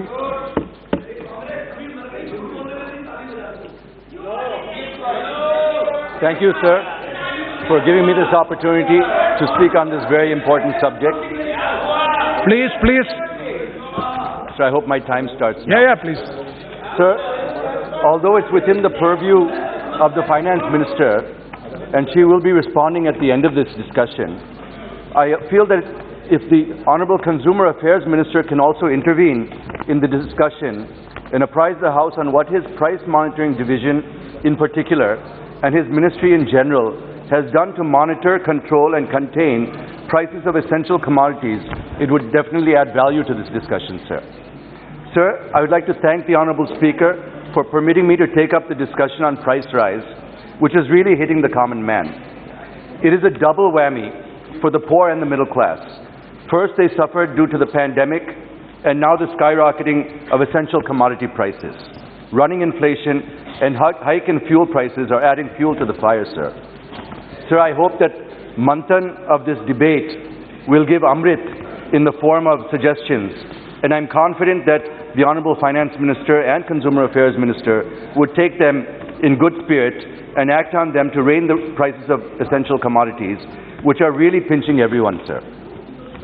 I tried to analyze with my limited knowledge the main reasons behind the rise in prices of essential commodities and found unabated increase in the price of petrol and diesel are the main reasons, followed to some extent by the Russia-Ukraine armed conflict.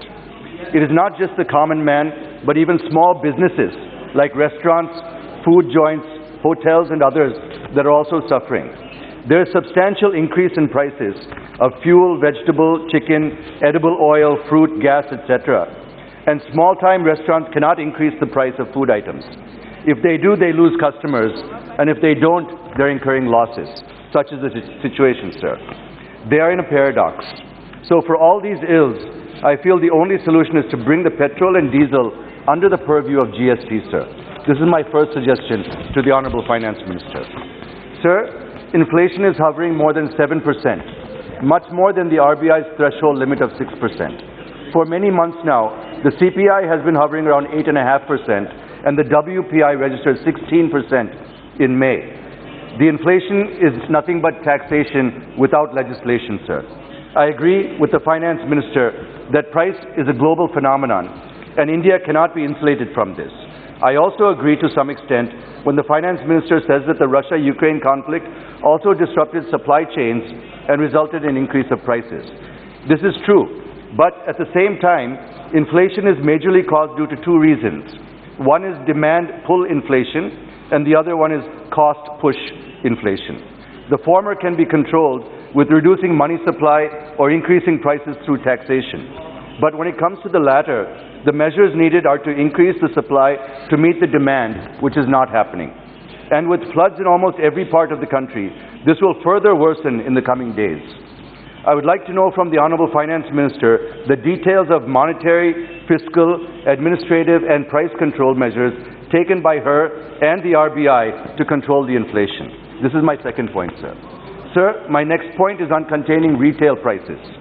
As per the existing system, retail prices are fixed by market forces, and people think that the government has a limited role to check spike in an unacceptable price rise. This is not true, sir, not fully true. Look at the legal metrology packaged commodities rules. It has a provision to fix the retail price of essential commodities if the prices of which go up, and now retail prices have shot up abnormally. It is not applicable to just packaged commodities, but also applicable to loose items sold in retail market. So I suggest the Honorable Finance Minister and also Consumer Affairs Minister to take proactive steps and fix the retail price for essential commodities for a certain period of time in the interest of consumers. Sir, I just have two more minutes and I'll conclude, sir. Sir, vulnerable sections of the society are suffering with high prices of commodities right from vegetables, pulses, oil, milk and whatnot. But to rein in high prices, we have one more mechanism, that is market intervention system, sir. The objective of this scheme is to intervene and to stabilize the prices in the market and to ensure that shortages do not adversely impact the consumers. So the House would like to know, and the country would like to know, what interventions the Government of India has made through the market intervention schemes to stabilize prices and whether such initiatives have given good results. Sir, it is not just the market intervention scheme, we also have the price stabilization fund to tackle inflationary trends. So what the ministry has done to implement this to deter speculative and hoarding of essential commodities may also kindly be explained to the House. The next point I wish to make is relating to GST imposed on curd, buttermilk, lassi, acha, rice, etc. from the 18th of this month. Sir, you know that the GST collections are breaking records and giving huge revenue to the government. By imposing 5% on these items, how much extra couldn't we possibly earn, sir? Secondly, look at the message that we are giving to the poor by imposing GST on these items to garner a few crores of rupees, sir. So I appeal to the Honorable Finance Minister and to the government to remove the GST on packaged or prepackaged items, which will give a sigh of relief to the common man. Fine. Oil is also an essential item in the kitchen, sir, whose prices have also gone up. And to address this, the government of India has allowed duty-free import of 20 lakh tons of crude soybean and crude sunflower. Yes. I feel this quantity is not enough, sir. Hence, I request for increasing the quantity by 20 lakh more tons with duty-free, which will further soften prices of edible oil in the country, sir. Sir, my last point, I've seen in some reports recently that says that India has 0% chance for recession, sir. Sir, with a global recession already underway in some regions, and which is quickly spreading to other parts of the world, how will India be immune to such a global recession? May kindly be explained, sir. Thank and you. if we are not immune, what is the financial impact on India, and what are we going to do to prepare for this? And how will this global recession impact the inflation in India further? Thank you, sir, for giving me the time, and I look forward to the response from the Finance Minister. Thank you very much. Now, next three, A.M. Arif. It is decided to conclude the debate by 6:30, 6:45. The Minister has to reply. So all the members are requested to confine. Pardon? No. This is the direction from the Honorable Speaker. Arif. Sir, I take this opportunity to thank this government for their magnanimity to allow a discussion on price rise on the floor of this House after 2 weeks of the constant protests by the opposition parties both in and outside the parliament. Sir, in the discussion on price rise, currency depreciation and inflation, unemployment, you cannot escape just terming these as global phenomena.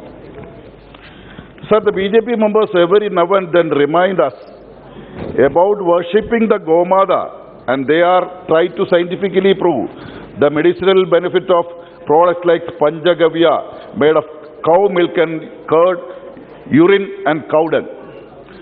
Sir, I would like to get an answer from my colleagues in BJP on why they are dishonoring the Gomata by levying a 5% GST on products like milk and curd.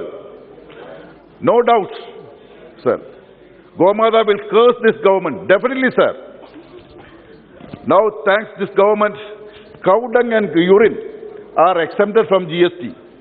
I have only a humble request to this government not to bring them also under the purview of GST in next round. So this government has been arguing for the past few days that the decision to levy 5% GST on products like packed rice was taken unanimously in the GST Council. Sir, in the GST Council, it was informed that it would be applicable only for sales in big shopping malls, and what this government has tried to make it applicable for all kinds of shops through the back doors. Rice is the staple food of Kerala, and on behalf of the people and government of Kerala, I express my strong protest on charge of 5% GST on rice and rice products. Sir, the price of domestic LPG cylinder has become 1,083 rupees now from just 263 rupees in 2014. Sir, you started giving subsidy amount to bank accounts saying that subsidy will reach real beneficiary. And for the first 1 year, you are not paying, for the past 1 year, you are not paying even a single paisa as subsidy amounts. Now real beneficiary is none other than the central government. So this government introduced PM Ujjwala Yojana to provide free gas connection to poor households, and large hoardings of the Prime Minister were kept in almost all petrol pumps, praising him. Sir, what is the current status of this scheme, sir? Since 2020 and 22, not even a penny is spent by this government for the Ujjwala Yojana also. The answer given to the Honorable Comrade A.A. Rahim in the Rajya Sabha. Sir, there is a answer is keeping in my hand. There is no single money to give the Ujjwala Yojana. So I request the government to remove such hoardings kept in deceive the people of the country now at least. Sir, in the modern India, thousands of households switch to the traditional fuels, not able to bear the price of LPG, sir. Sir, this government has come to power by giving false promise to the people of the country, that is, will reduce the price of the petroleum products, including petrol, diesel, kerosene, LPG, by half. India is the LPG liter is cost of highest in the world, petrol in third, sir.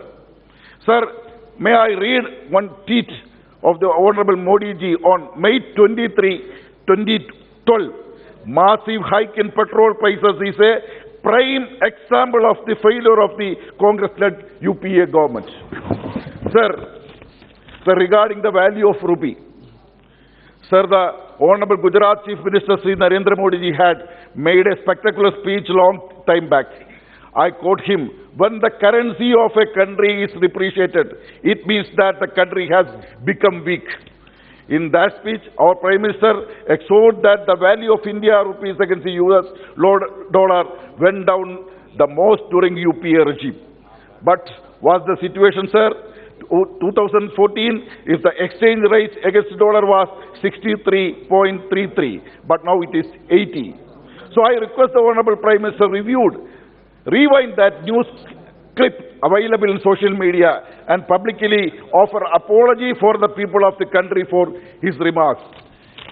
If you wish to control the price rise wholeheartedly, there are so many alternatives. Please look into Kerala. The Kerala can become a model. Why not the whole India, sir? It just needs a government sensitive to the wishes of the people of the political willpower. Sir, I am proud of the decision taken by the LDF government not to increase the price of 13 essential food items sold through the Maveli stores in every nook and corner of the state, and that it has kept in the word for the past 6 years. Sir, 1 minute. Let me just read out the price of the sub-essential items with no change in price for the past 6 years for the information of the members. Sir, sugar. Sir, open market 40. We are giving 22. Sir, red chili, open market 116. We are giving 37 only. Sir, coriander. Sir, open market 72.50. We giving 39.50. Sir, now we are going to give. We are decided to give the 14 essential items free of cost to the 80 households here. 80 ration card holders. Yes. Sir, this is the model in India. They can use this idea, this model to rise the keep the price rise in the nation. I conclude my speech. Thank you. Srimati Jaiko Meena ji.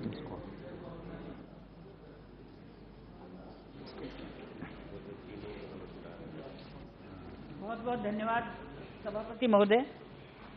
मैं बराबर सुन रही हूं कि महंगाई को लेकर जिस तरह से हमारे प्रतिपक्ष भाई सांसद और बहनें अपने विचारों को इस तरह से रख रहे हैं जैसे भारत में विगत 75 वर्ष में अपना पिछला इतिहास यदि ध्यान देते तो मैं सोचती हूं कि उनको सोचने के लिए और अपनी विचारों को व्यक्त करने के लिए कुछ लाइन मिल जाती। हमारी पार्टी के माननीय सांसद भाई उदय प्रताप जी ने जो भी इन सब की बातों को सुनकर जो उत्तर दिया, मुझे लगता है कि मांग और पूर्ति के समन्वय, मांग और पूर्ति के असमंजस्य को ध्यान में रखते हुए जिस तरह से हमारे देश के अंदर कुछ वस्तुओं पर महंगाई की मार पड़ी और उस महंगाई के कारण भी उन्होंने स्पष्ट किए, लेकिन फिर भी हमारे माननीय सांसदों ने, बहनों ने कुछ भावनात्मक बात भी कही। भावनात्मक बात मैंने सुप्रिया जी की सुनी। माननीय सुप्रिया जी बहुत ही वरिष्ठ सांसद हैं, कन्नी मोजी जी वो भी बहुत वरिष्ठ सांसद हैं, और बहुत मैं सोचती हूँ कि उन जिनके पावन फटी विवाई वो क्या जाने पीर पर आई। मैं एक बात कहना चाहूँगी कि 60 साल और 8 साल की बात भी की। माननीय नरेंद्र मोदी जी के कार्यकाल में 8 साल का जो शासन रहा, गांव गरीब का, हमारे मध्यम वर्गीय परिवारों का, हमारे देश के सम्मान का, हमारे देश की सम्मान को जिस तरह से विश्व आज पहचान रहा है, आप सब यदि ये एहसास करते या अपने आप के मन में झांक कर देखते तो शायद ये पता चल जाता कि वो जमाना था जब देश आज़ाद हुआ, 33 करोड़ आबादी थी, लेकिन उस समय भी माननीय दिनकर जी ने एक बात कही थी कि श्वानों को मिलता दूध वस्त्र, भूखे बालक अकुलाते हैं, माँ की हड्डी से चिपट निठुर जाड़े की रात बिताते हैं। वो बात याद नहीं रही। यदि वो बात याद रहती तो 60 साल और 8 साल, माननीय नरेंद्र मोदी जी के 8 साल बेमिसाल प्रगति की हमें झलक देते हैं। हमारे राष्ट्र का सम्मान, हमारे गरीबों का सम्मान। और मैं तो यहाँ तक कहना चाहूँगी कि आज कोविड महामारी के बाद भी हमारे देश की अर्थव्यवस्था को जिस तरह से उन्होंने संभाला, उसका एक छोटा सा उदाहरण है कि मई 14 के बाद पहली बार अप्रैल 2022 में महंगाई की दर 8% रही। लेकिन 8% दर को यदि हम नेगेटिव मानते हैं तो मैं उनको ये याद दिलाना चाहती हूँ कि 2009 में 12% से ऊपर चली गई थी, और उसके बाद जब हमारे नरेंद्र मोदी जी ने, यशस्वी प्रधानमंत्री ने अपना कार्यभार संभाला, तब 13.50% आपकी दर पहुंच गई थी। और ऐसी स्थिति में हम बढ़ती आबादी, घटते संसाधनों का यदि संतुलन देखें तो इस कोरोना काल में जिस तरह से इस राष्ट्र को संभाला गया, सारी दुनिया उसके लिए दांतों तले उंगली दबाती है। आज हम सब बिना मास्क के बैठे हैं। 200 करोड़ के लिए टीकाकरण की समुचित व्यवस्था करने के बाद हमारे विदेशों में भी इस व्यवस्था तक को, इस टीके को पहुंचाकर उन्होंने वसुधैव कुटुंबकम की एक भावना को भी चरितार्थ किया है। गरीब के खाते में, गरीब किसान की चिंता। आप यदि महंगाई को देखें तो मैं सोचती हूं कि केवल डीजल, पेट्रोल और गैस के सिलेंडर के नाम पर ही महंगाई पर चिल्ला रहे थे। अभी जितने दिनों तक हमारा सत्र प्रभावित हुआ, तख्तियां लेकर जो बैठे हुए थे, गैस के सिलेंडर का लेवल लगाकर, रेट लगाकर जो संसद व्यवस्था को प्रभावित किया, इनको झांकना तो चाहिए कि जिस समय आपने सरकार छोड़ी थी उस समय यदि सिलेंडर था तो 1241 रुपए में था और 423 रुपए उस पर सब्सिडी थी, जिसके कारण आप हलवा खा रहे थे। लेकिन सब्सिडी को जिस तरह से हमारे यशस्वी प्रधानमंत्री जी ने सब्सिडी छोड़कर, गैस की सब्सिडी छोड़ने का आह्वान किया, उस समय गरीबों के लिए आज 9 करोड़ गैस कनेक्शन फ्री में मिले। मैं ये भी कहना चाहूंगी कि आप किसान की बात करते हो, किसान के उत्पादन को यदि महंगा हो गया तो आप चिल्ला रहे हैं। ये पूरा सदन जो भी हम बैठे हुए हैं, मैं एक गांव गरीब की, एक अनपढ़ छोटे से किसान की बेटी हूं, छोटे से किसान परिवार की मैं बहू हूं। मैं जानती हूं कि किसान के उत्पादन का दाम जब उसे अच्छा मिलता है तो उसके चेहरे पे रौनक आती है। माननीय प्रधानमंत्री मोदी जी ने एमएसपी की जो वकालत की है, मेरे पार्टी के यशस्वी सांसद ने, उदय प्रताप सिंह जी ने जिस तरह से आपको बताया, मैं राजस्थान से आती हूं, बाजरे की एमएसपी 2300 रुपए करने के बाद राजस्थान की सरकार ने 1 किलो बाजरा नहीं खरीदा। किसानों को 1100, 1200, 1300 रुपए के रेट से उनको बेचना पड़ा।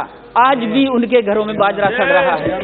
अभी मैं ये भी कहना चाहूँ कि अभी मैं ये कहूँ, हमारे टीएमसी के भाइयों ने, बहुत अच्छी बहन ने बड़ा अच्छी तरह से लच्छेदार बातों में हमारी आलोचना कर दी, लेकिन उस आलोचना के पीछे कुछ सच्चाई भी रखो। मैंने अभी वेस्ट बंगाल के करीब 25-30 गांवों के अंदर मैं घूम कर आई। मैंने देखा कि छोटा सा पौंड खुदा हुआ है, ना उनको शौचालय मिला।